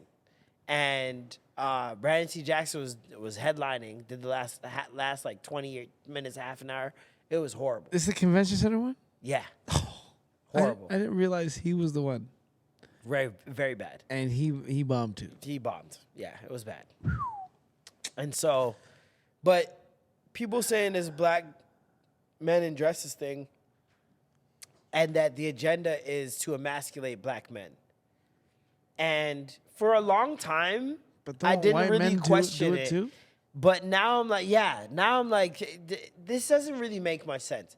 I can count way more white men that have put on dresses in TV and movies. And they do it for comfortably. way longer. Yeah. Bruh, up until the 1700s, women weren't allowed on the stage. So it's a common practice were, to dress up as the women. Men were dressing up as the women. Yeah. And so it's not, and also we got to take in, I think this is the major factor in this whole theory, right? The major factor is black men's homophobia and white men's gay culture within straight men. Straight white men love doing gay shit, and we know it. They tap each other's balls. They show each other their dicks for no reason. Niggas will kiss at a party for fun. Yeah. Niggas will touch dicks for fun. White Patrick, I'm looking at you. I know you know some of these white boys that have done some of this shit. All right. Yeah. All right. I'm not gonna lie. White boys There's nothing gay until I actually fuck you. Like that is like the white boy rule. Whereas gay men, we have the pause game. Yeah, like yeah. you can't even say some gay shit. Yeah, yeah. So it's like I think the difference between those two cultures, because I heard somebody saying, "Oh, so why don't white men have to do this to get by?" I think the perspective is that they're doing it to get by, but if you change your perspective to white guys just think gay shit is funny, It's just humor to them. it's just funny. And it's not just white guys, because Filipino humor, they do that shit all the time, bro. I think- and to them it's not gay. It's just like, okay, here's a fucked up story. And I was just dying with my girl, just telling her, and she's like, "Wait, this is not cool." So when I was younger, 5, 6 years old, my uncles, okay, funny Filipino men, they would tickle you, right? Tease you, do all this shit, like torture you, kind of like, Yeah. you know, mess around with you. My uncle did that. Right? But there was this one time I could recall where they held me down, held my hands up, held my legs down, pulled down my pants. They're like, "Ah, oh, are you growing hair yet?" And then just start flicking my dick. Just go, "Huh? Is it working? Is it working? Huh?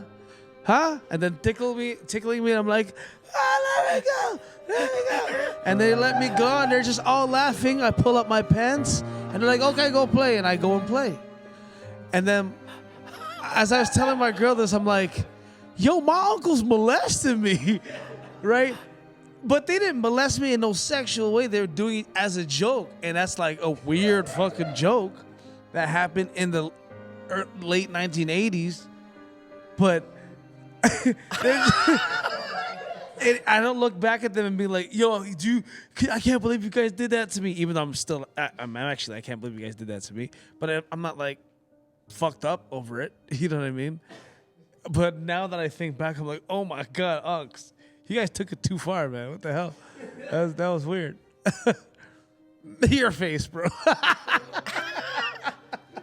Yo, I can't believe it. I cannot believe it. First of all, what? Second, What? Yeah. Second, I understand what you mean because, like, yo, it's the action that happened, right? Yeah. Yo, it's not like they grabbed it. Yeah. It's not like they stroked it. Yeah. They're like, They "Oh, flicked it. And when- Do you know how hard it is to get someone sympathy for a flick? yeah. Like, Hey, just is it saying- working? Huh? Just saying my uncle flicked my dick Yeah. is not grounds for me to be like, therapy. Yeah. I just don't. But what was the context? You know, weird. But it was fucked up. Here- But it's okay, now back it's to so weird. weird when it's family. But and back to weird Filipino family humor. I had a cousin in the Philippines that got circumcised at like 13 years old. And he 13? Yeah, it's That's weird, late. right? He sat in an ice bucket. They gave him a shot of gin. Then he went Shot of gin. at 13 years old. Okay, He had a turtleneck for 13 years. 13 years. And they said Finally wife just beater. did the little boom. That's crazy. Sliced it off. Okay, That is he had crazy. a dick bandage. Okay, and he had to he was wearing He was awake. He was awake, bro. That's why he was sitting in an ice bucket just numbing his shit. He had to watch it. Anyways, This is your cousin? this is my cousin. What is Okay. your family and penises have an odd relationship? So he's walking around the village now, okay? With his legs like a Crab like walk. a frog, crab walk. Yeah, Yeah. exactly, right? And he's got the bandage kind of like coming out the side of his God. shorts, right? Because he pulls it to the side just to make sure like it's okay. Oh Jesus. People, all boys, girls, aunts, uncles, little nieces, cousins would all like just do this thing where they'd walk up and go, "Oh, huh," go to flick, Oh right? my He'd be like, God. okay. Nah. And no, everybody was in on it. Dick trauma is crazy. So it's not even like it was just my uncles doing it's like the fact that Flicking the whole dicks is just in the fam. right, because you know how white people just be like, "Oh, they'll snuff you in But the your balls," fam is flicking. right? And they, oh, but Is that a Filipino thing or is that just your fam flick? a flick in Filipino is called patik. A patik. On your peck peck. In your patik A in your patik on tete. your peck peck. Yeah, not your peck with your tete. Yeah. But yeah, man.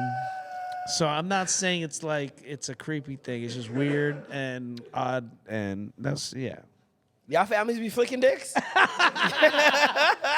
on, come on, man, come on here. He'll flick you in your third eye. That's why he takes flicks, man. What do you mean? Oh, flick for a flick. That's crazy. Oh my God. Weird story. I'm sorry. Don't be sorry. Don't be sorry, brother. You didn't do it. Let's go. Just show me where they flicked you. Show me where they flicked you is crazy. Yo, don't say that. Yeah, no. I don't understand the whole dress thing. Like for a while I was like, yeah, there's an agenda. For me, I know I stopped doing Marlisha just because of how I thought people were perceiving Toronto black women, right? And that character, because of humor, wasn't going to have any redeeming qualities. Like, it's just straight humor, right? And imagine they dig that up later in life and we're like, see, he gave his soul early. yeah, that's fine. That's fine, because I know the truth and I understand how easily a story can be swayed and turned, you know what I mean? Which is why you got to take things with a grain of salt. But also, I think that there's like a culture around hating women or being annoyed by women that when men play woman characters, they're never like a smart, intelligent, calm woman. It's always the loudest, most rambunctious, confrontational, annoying, rude woman. I can't, like, the only man that played a woman that was not like that, Mrs. Doubtfire. That's it. Miss Doubtfire. I was And thinking that's because about that nigga did that for his kids. Yes. Right? You had to be proper.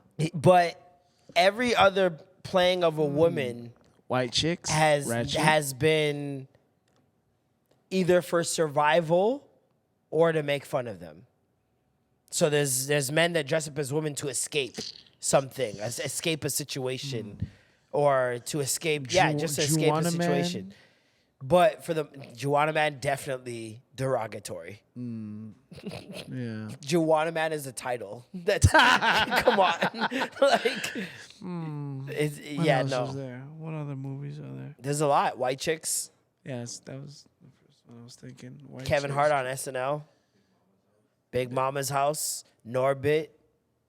Who is The Clumps. Yeah, but who? Yeah, I'm trying to find who is the one. Shanae. Wanda. Respectable. Like, I can name you 25 disrespectful for any one respectful you could find. I guess because dressing up as a respectable woman isn't the point of the comedy. Ving Rhames. That's another one. Ving Rhames dressed up as a woman, but was not playing like a derogatory or ratchet version of a woman. Like, he was really playing a woman. Tootsie. Is that another one? I think Tootsie. Was that Tom Hanks? Dustin Hoffman. That's who it was, yeah. Tootsie's another one. But isn't Tootsie another one for survival? It's been a while since I've seen it, but I don't think it's for survival. Yeah, no. Well, what about Tu Wong Fu? Thanks for everything with John Leguizamo. It was John Leguizamo, Wesley Snipes, and who was the last? Oh yeah, Wesley Snipes. Was it Woody Harrelson? Maybe. Yeah, it was all three of them dressed up as women. Yeah. One of the first ones that they did. Yeah, It's probably the first interracial dressed as a woman. Yeah. What a name though, Tu Wong Fu. Thanks for everything. Yeah, no, I've never seen it. Don't know. But yeah, no, I don't know. Moving on. The Epstein list dropped. Quite the guest list, man. Epstein list dropped. Which one surprised you the most? Stephen Hawking. Stephen Hawking definitely was the one that surprised me the most. Come on, man. He, for lack of a better word, stood out. That nigga. For a guy that can't stand, he really did. He stood out, man. They said that nigga had little people writing equations on the board naked.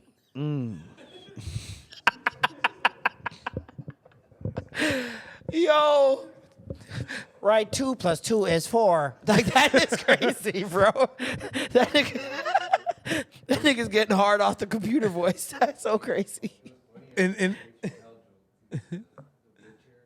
Oh man. The which stroke? Oh yeah. The disabilities. That's the first place my mind went to, and the list wasn't out yet. That nigga is psychic. Yeah, no, But definitely Stephen Hawking's. But at least it was nice to know that Epstein had like, you know, the Please, I gotta see where this is going. he had the ramps ready. You know, at least he was, The island was wheelchair accessible. It was accessible. That's fucking amazing. That nigga, he was inclusive. He was inclusive, man. You know, he was really trying to like cater to everyone, right? Yeah, You can say that. You can say that. Right. No, math equations getting you horny is crazy though. Mm-hmm. He might have had to touch of the tism. Hey man, he loved the good challenge, right? Algebra is hard, but getting you hard, that's crazy.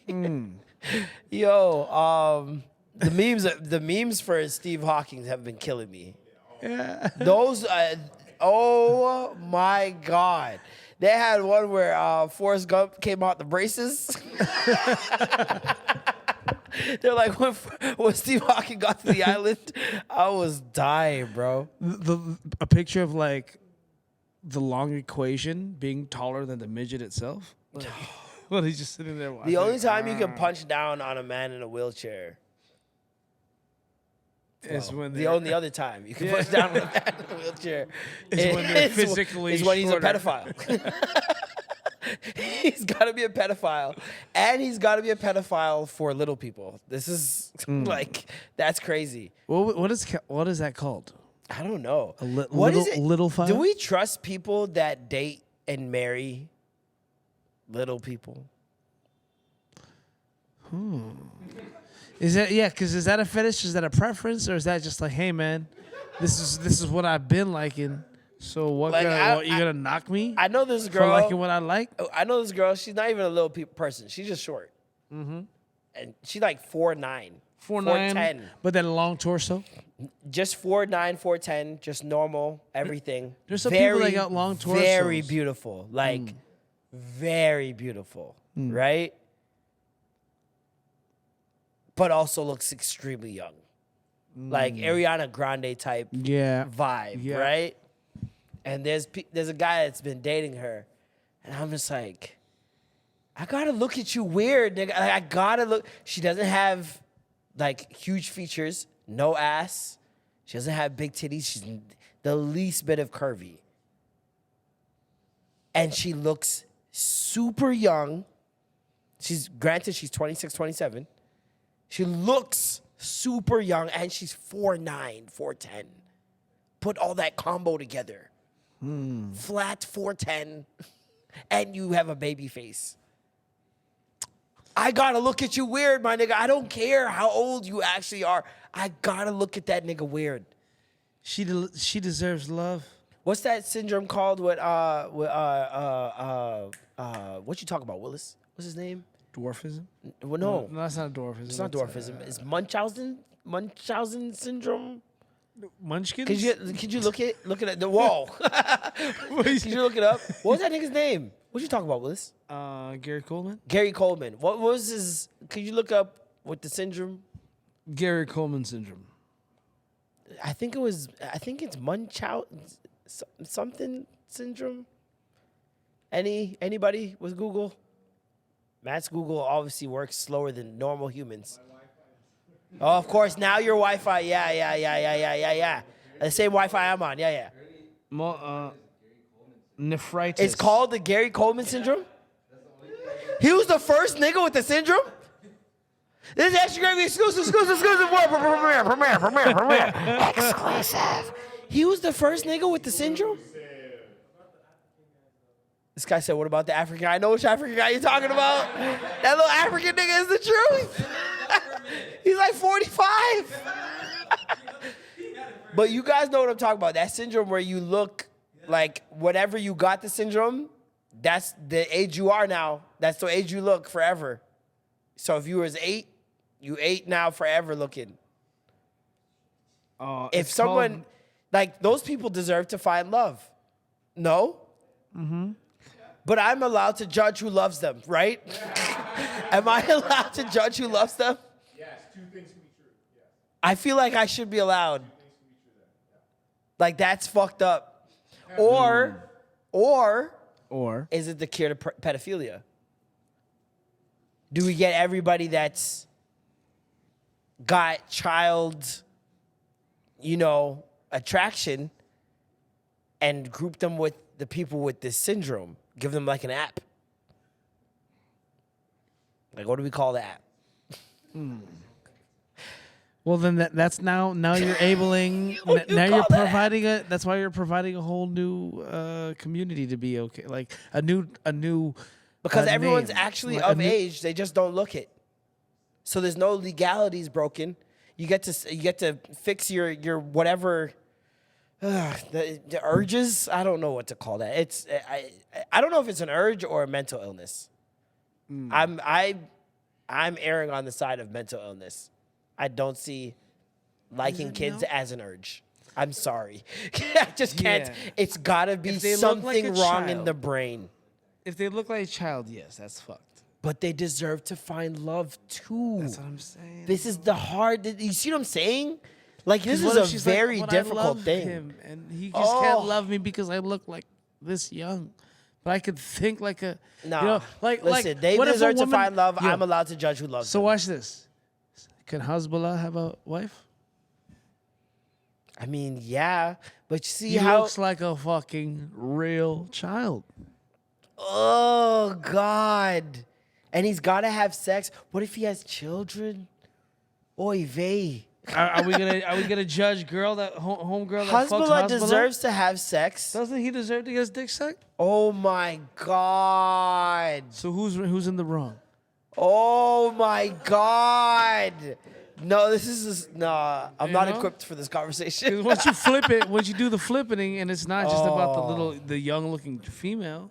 Yeah. If it's the young looking man, why is it all of a sudden It's okay? still the same to me. It's still weird, optics wise. Hold on. You know, have you seen that dude, that weird disfigured dude that's on that new Why is he it's like- weird? Well, not well. He looks,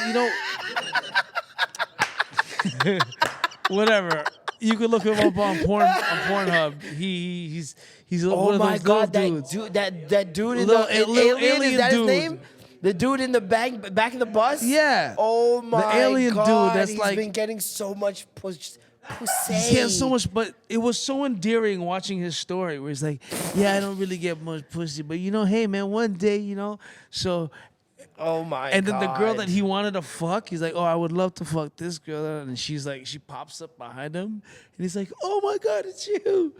And they're like, yeah, she's going to fuck you today. He's like, no, for real? He's like, and he runs out the van like, I can't believe I'm going to get fucked right now. And she drops to her knees and she gives him a hug like, yeah, we're going to have sex. It's okay. And he's like, thank you. And it was such an endearing moment for him because it's like, my dude is finally going to get fucked. And this girl's like, oh, I can't wait. I can't wait. And I was praising both of them. Like, great job. You're going to finally have sex, dude. And good job on you, homegirl, for committing such a nice, giving act. But when you watch it, that's the face you make. Zoom in on that shit. Nope. He looked like one of the aliens on Men in Black. Yeah, that's. Ugh, You know yikes. when you shoot that guy's head off and it starts growing back? It was like midway. Yeah, no, I'm good. Yeah, I can't look at them the same. This teacher. Oh shit! Did I not save it? Please tell me I saved it. This teacher made a list. Put up a list of words that their student couldn't say in the classroom anymore. Mother. No. Hold on. Oh, I found it. Thank God. These Dead words, ass. sayings are prohibited in my classrooms. If you are caught using these words, you will write a short essay explaining why you chose to use these words in an academic setting to express yourself. There are many ways to articulate what you need to say without using slang. Please know that using slang in an academic setting can diminish your capability to become a successful writer. More often than not, the way you speak is bet. the way you will write. The gibberish some of you choose to use is an improper English and sometimes inappropriate for an academic setting. Cap. This is an educational institution, and you will carry yourself as scholars in my classroom. Yo, that's bugged out, son. This nigga is 1985 words. Yo, bugged that's out. fat. Yeah. So these are the words that you cannot say. There are a list of 32, and they're not just words. Some of them are entire sentences. Phrases. First word, bruh. Bruh. You cannot say bruh, Bruh. in this classroom. Bruh. Come on, You bruh. cannot say standing on business What? in this classroom. You heard me. You heard me, motherfucker. Standing on, and I'm standing on business right You now. cannot say ooh-wee or ski-yee. Okay, I can understand the second one. The first one, ooh-wee. Why can't you say ooh-wee? You cannot say, you ate that up. Oh, you ate that up. I guess. You cannot say, that's cap. That's cap. You can't say I don't that. believe that one. You cannot say, what's up, gang? What's up, gang? Okay, fine. That one's You all right. cannot say, bet. You cannot say, oh my God, Miss T. You cannot say, on God. On God, I went. I knew on God was coming. You cannot say, on my mama. Oh, my mama. On my hood. I look fly. I look. Good. You cannot say on my dead mama, dad, aunt, cousin, any family, friend, or associate. That is possibly dead. You cannot say Riz. You cannot say, what's up, G Wade? G Wade. You cannot say in the cut with my twin. You cannot say just vibe. Just vibe. You cannot say yeah, No. which the kids think now is girl, your ass is thick. When it really just means God damn. Like that's it. Yeah. Bro. Bro. So you cannot do on God or on bro. Or bro. So Or on hood. On hood. You can't say. Cannot say and you on can't say hood. bro. So just. Cannot say gang gang. You cannot say nigga. What? That was understandable. You cannot say on me. So no on God, no on hood, no on bro, and not even on yourself. Come on, man. And you can't put it on the set. Oh my God. On the set. Not even on the set, my On. boy. You can't even put it on Gravy Gang. Freak you mean? I did not know that was one. What a freak you mean? I guess I for- did not know that was a thing. It's probably for the young ones that aren't allowed to say fuck. Fuck you mean? Freak you mean. Freak you mean? Oh, You sounds cannot say Vietnamese. period. Especially You cannot while say on munyon. Munyon. Got Mandarin in this bitch. That's crazy. Munyon. You cannot say big dog. Aight, big dog. You can't say motion or big motion. Motion. Big Man's have motion, fam. You can't say just vibe twin. Just vibes. What's twin. up, twin? What's up, twin? Nah. You can't say nah. Nah. You gotta say now. Oh, You can't say nah. nah. You gotta say How now. do you spell it? N-I-E. Nah. N-I-E, nah. Okay. Right now. Right now? Nah. You gotta say right now. Can you still say combination? Combination. I'm pretty sure. And you can't say it's giving. Oh, thank God. That one It's can, giving. That one can stay on. Why? Why? It's giving hater. I'm just saying. I'm just saying. On God, bro. It's giving. So this teacher is definitely racist. This is these are all just black sayings. You cannot say any ebonics in my class. She's I tired love of that not they knowing call it Wagwan. ebonics, but they won't call it an idiom or a cliche. Maybe we or, need a culture class for the teachers. You know. We got an English class for the kids while we have a culture class for the teachers. so y'all know what's going on. Because There's some if you could teachers who say dress chip like off the the old kids. block, or dilly dallying, or Really grind my gears. grinding my gears, Oh, or close but no cigar. what the. I get it. Victory Some cigar. Caucasian Cool, ass sayings. But all these different ones. Yeah, you're just racist. Why can't we add these ones into the mix? What else has been going on? Jewish tunnels in New York. That shit crazy. And seeing the way they were fighting to make sure that they didn't dig deeper into that Insane. made you wonder, what are you hiding? Well, actually, they found soiled mattresses and children paraphernalia downstairs. It's connected to a children's Jewish children's daycare across the street. And they're now testing swabs of that whatever residues on the mattresses, and found strollers and cribs and a whole bunch of shit. Whoa. They put the sin in synagogue. Wow. Aisha Curry was on The View or some shit, and basically exposed that Steph Curry got a foot fetish. Yeah, why does she keep on doing that? This woman hates this nigga. Whole other thing, but my husband really loves my feet. Oh, I love that. And so, the light was hitting him just right that day. And so I was like, let me just snap this photo and send him a picture of my feet. So I always say, when he says to send nudes, that's what he's getting, a picture of my bare feet. First of all, she expressed that nigga likes to say, yo, send me nudes. On some thirsty shit with his wife. And on that's top healthy. of that, It's he healthy. means feet. Yeah. I don't. You ask your girlfriend nudes? Well, you said, yeah. We said Actually, you together. live kind of long. You guys live long distance Yeah, sometimes, so I mean that makes sense. Yeah. Yeah, I All get the it. Yeah. Lil Nas X's rollout. Have you seen it? the dancing and shit. No, the cross. Oh yeah. See, I was wondering, is he trying to represent himself as one of the other two that are on the cross No. besides you, or is he actually trying to present himself as Jesus? Yeah. Yeah, there's 'Cause another if you- video of him 'cause if you- eating the communion chips and drinking the juice dressed as Jesus. I love that you call them communion chips, but Communion bread of Christ, the body of Christ, whatever the but fuck. You know what I mean. I call it like the wafers. That's the Catholic ones. But for Adventists, it was pie crust. For us, it was just crackers broken up. Yeah, broke up crackers. Yeah, So- but honestly, it's. I'm It's like, you boring. didn't do it first. Diddy did that already. To me, it's just You know? boring. Did he- it's like It's outrage, controversial. Yeah, Outrage we has get to it. be covert. There has to be some nuance. You just after you slid down a pole to hell, now you're coming out with gospel and Jesus, Well, that's and you're the thing. dressed as Jesus.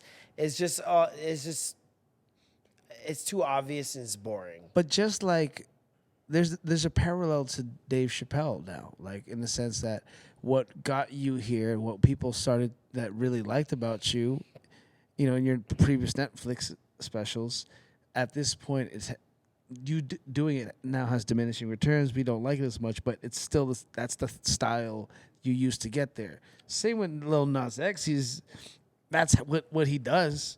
But now it's just like, we've seen you do something else now, bro. This is the thing. I think it's harder to be a celebrity because we, as the consumers, are so much more knowledgeable on their craft. Yeah. There's millions of podcasts now where I can listen to some of my favorite comedians break down how they do comedy. Yeah. Yeah. What's good comedy? What's bad comedy? How they write jokes? How they set up jokes? When they're being lazy? How many times they didn't want to do a special? So it's like I have all this information now, and I'm watching you, and I've seen so many specials, especially, no pun intended, that now I know what's good from what's not. I know when you're being lazy. I know when you're not trying. I know when you're trying to offend me. I know when you're not. I know when you're playing it safe. Like, there's too many. We're just way too knowledgeable. And then when it comes to Too many actual technical artists, aspects that you could be like, you nitpick. And we know how whatnot. to nitpick now. Actual artists, especially like musicians, same thing. Like, we know how Everybody to pick does apart that everything. within their craft. We know how to pick about everything. And now we're judging not only the music, but we're judging your rollout. In the 90s, no one judged your rollout. No. Niggas just wanted to hear the music. What, does the music sound good? Cool. Now, after 10, 20 years of watching social media rollouts, we know what a good rollout is. Yeah. And we know when you're forcing it. And this one is forcing it. If it's falling flat. He's trying way too hard. You know what I mean? He had some organic moments, the last album, because of what happened with Old Town Road, the outrage people had, people finding out that he was a troll account for the first time. People were super impressed by his Twitter. Now when he tweets stuff, people are, Yeah. Once again, man, It's Nas X. it's an old this is what he trick now. does. To me, it's everything's just like You have to reinvent yourself constantly. I think his new troll should be I am normal. Because like we've seen you in the most outlandish shit. Show us that you can be regular too. See, but this is the problem. Boy who cried wolf. When you troll, how do I know this is not a troll? But do I even trust it? Am I waiting? Am I not just waiting for the other shoe to drop? And if it doesn't, now I've just been holding out and holding myself back when you were actually trying for once. Yeah. You were actually being normal for once.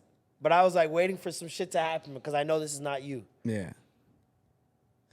Like seeing him with his long hair and the skirt and whatever, like it's not new anymore. So And this is why they talk about selling your soul.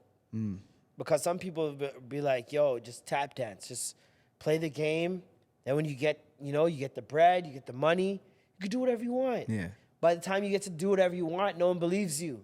Yeah. You've been this person the whole time. This is how you came up. This is how we first supported you. I don't know this new nigga. Like, I remember when what's his name? Russell. D Pride. Yeah, yeah. When he first started out on YouTube. Completely different from the guy he is now. And when he started wouldn't smoking even know. cigarettes, getting tattoos and shit, people are like, yo, this nigga lost his mind. Yeah, yeah. This nigga's gone crazy. But it's just, this is who he is. Yeah, but then you talk to him, still the same guy. Still the same guy. Just decided They to just tat had up a his face. perception of you because this is not how you came in. Yeah. However you came in, they got to see either a natural progression Yeah. towards that.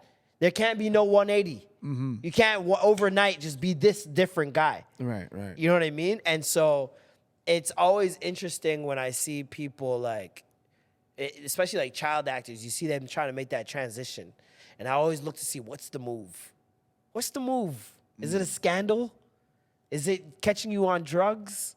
Is it a sexy video where you're revealing more than you've ever revealed? Is it a photo shoot? Is it a song? Is it a song? Right. Is it a collaboration? Like, I remember when Miley Cyrus did that Mike Will song. Yeah. With the Jordan jersey. And wears a shit. Jordan jersey. All that shit. Everybody was like, ooh, we This is want not a short party in hair the girl. USA. What the fuck? Yeah. Like, everyone's like, what is going on? And for the next 2-3 years, what does she do? Acted a fool, played that same character. Now she comes out with flowers and shit. Do you see that same person? She's just a normal white girl Yeah. now. One of the top songs ever. And that's what's Streamed. necessary. That's what's necessary. And I don't think most people are willing to do that. You can be the most talented person in the world. Are you willing to change who you are Yeah. multiple times?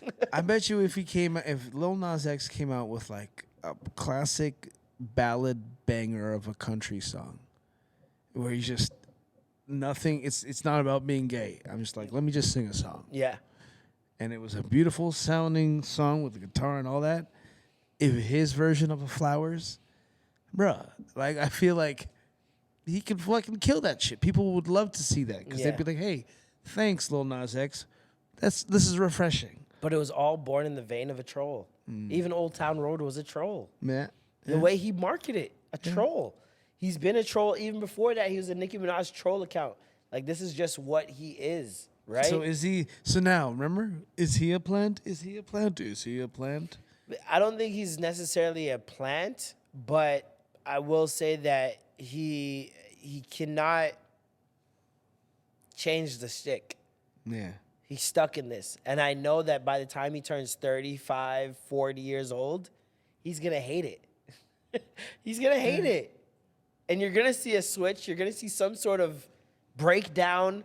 Like, it's not, nobody, I've watched this for too long. No one can keep up the act. Yeah. No one.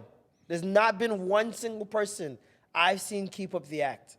You can't name one successful person that kept up the act. Everybody becomes their true selves at some point. Yeah. You know what I mean? So we gonna see it. It just burns me because my nephew doesn't know who Nasir Jones is. All he knows is Lil Nas X. And even though I try to tell him, I know I He's can. a smart little nigga though. He only knows who Lil Nas X is. He's a good man. Come on now. He's smart. He's growing up smart. Growing up wise. Picking his idols, not his rivals. Stop this, bro. Growing up in a world where I your gotta buy nephew- him something. where Hold on. You want an Xbox? What do you want? Stop this, a Lil Nas Xbox. Just He him and wants a Baltimore PS. clothes with an angel. He wants a PS, man. Come on.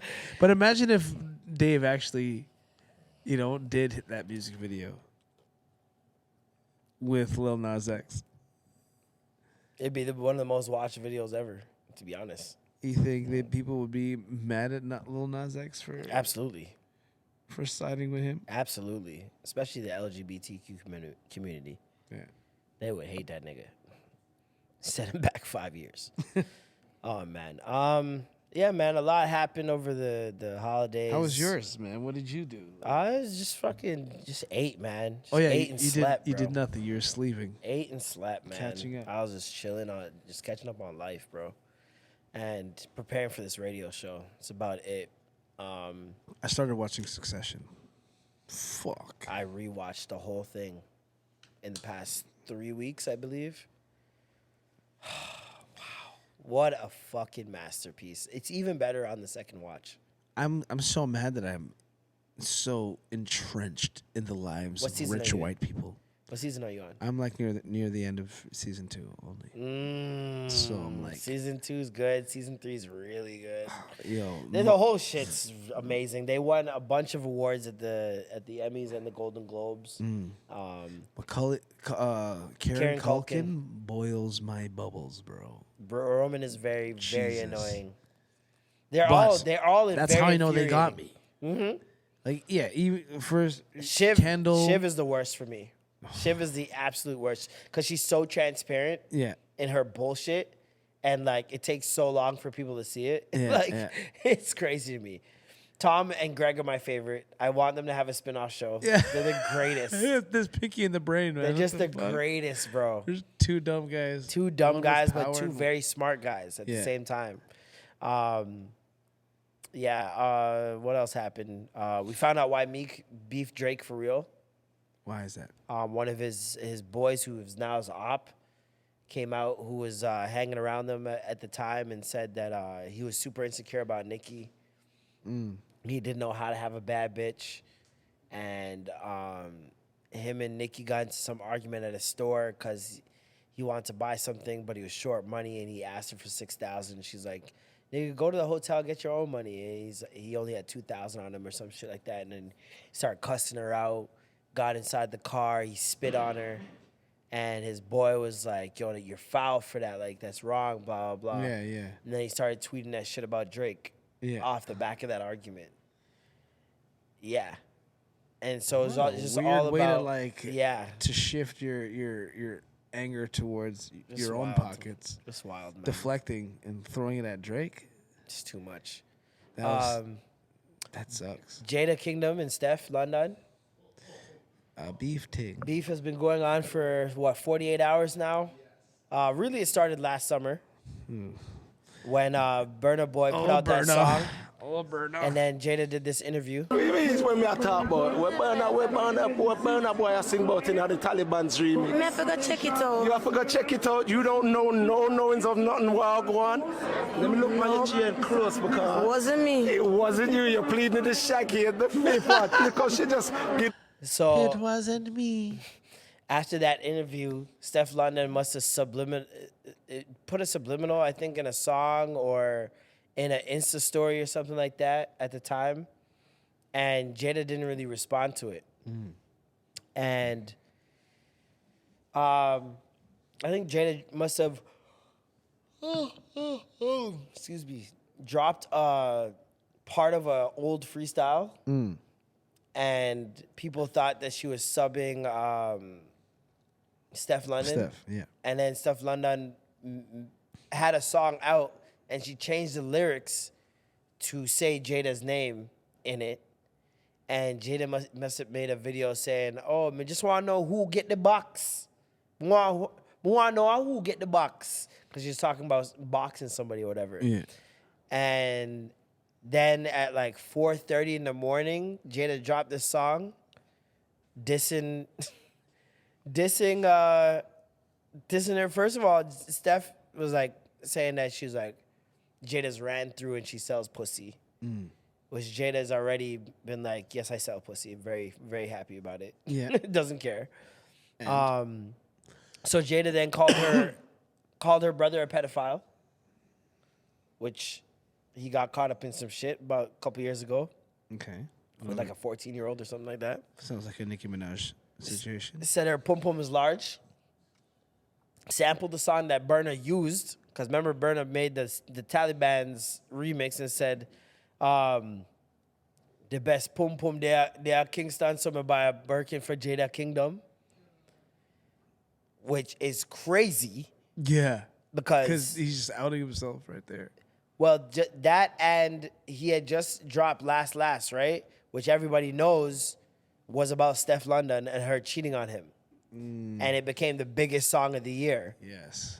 And so off the back of that, it was, the whole talk was, oh, how's Burna Boy gonna beat Taliban's this summer? Taliban's is the song of the summer, easily.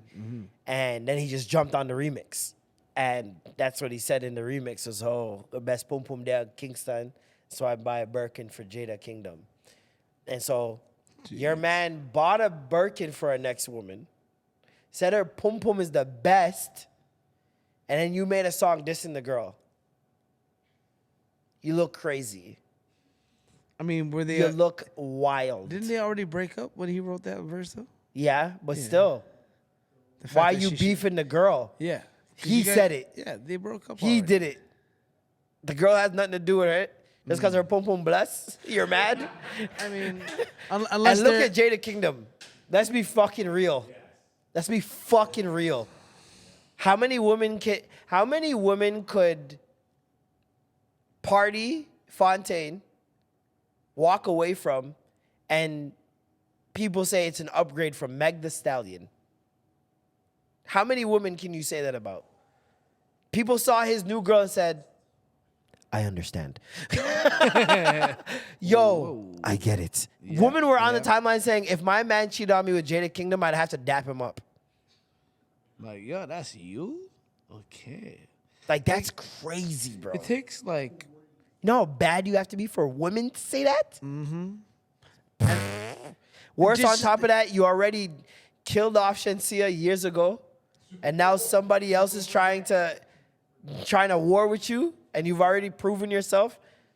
This is crazy, bro. if you could rock a fade and be bald and still be hotter than most women, like, come on, man. She put Steph London's pre-surgery body as the cover art and called it London Bed. Started off the song with Idonia. There's this clip of Idonia saying, if your girl pussy can't make your right song, you know fi fuck it. So if a girl's pum pum hole cannot inspire music, you shouldn't be fucking her. Yeah. If she can't give you one song, you shouldn't fuck it. That's some regular ass. He's like, you shouldn't fuck it again. If she can't give you one song, you can't fuck it again. And he made Burna Boy made a song right after. The first song he made after getting some new pum pum was about the pum pum. Crazy.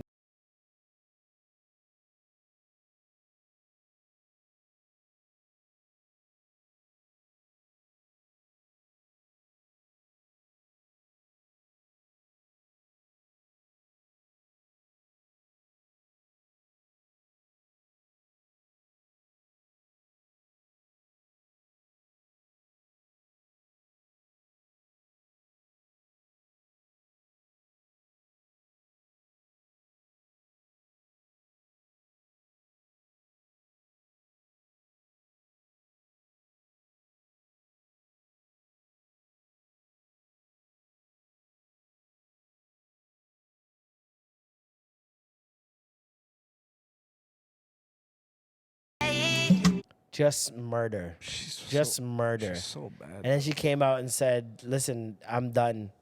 Like this is cute, but I'm finished." Oh my God. Damn. Yo, the internet's wild. They found a post from 2017 where Mia Khalifa said, "Sup, Steph Curry," and she put her feet in the picture.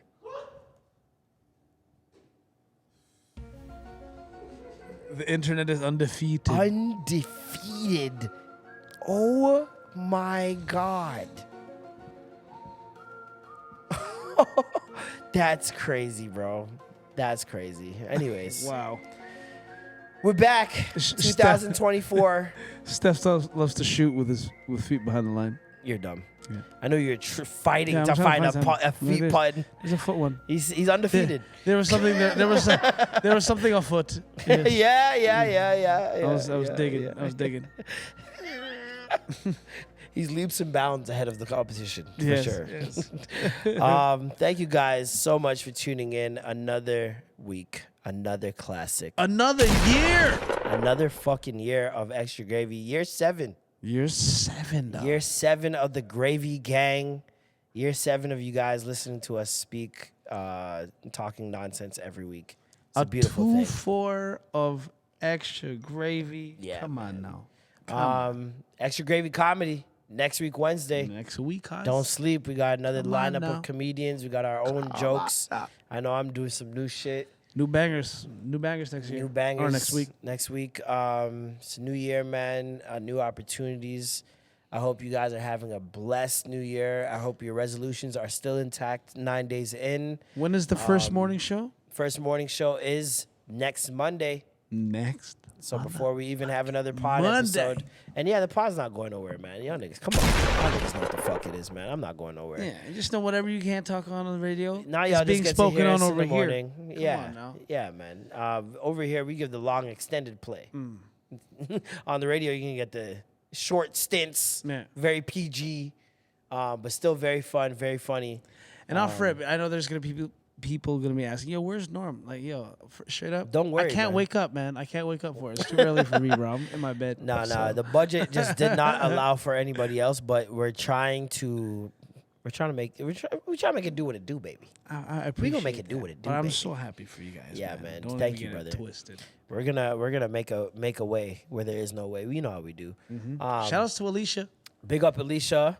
Wherever you are in Birthday this girl. world. Birthday gal. Happy Birthday birthday, girl. Alicia. Got to live it up in Disneyland for her birthday, for her Earth Strong. Real princess. She'll be back next week, obviously, because we're going to be on the radio. But yeah, man, thank you guys for tuning in. Another week, another classic. I'm Marlon, I'm Norm. and that was the Extra Gravy. Skirt, skirt. Bam, bam, bam, bam, bam, bam.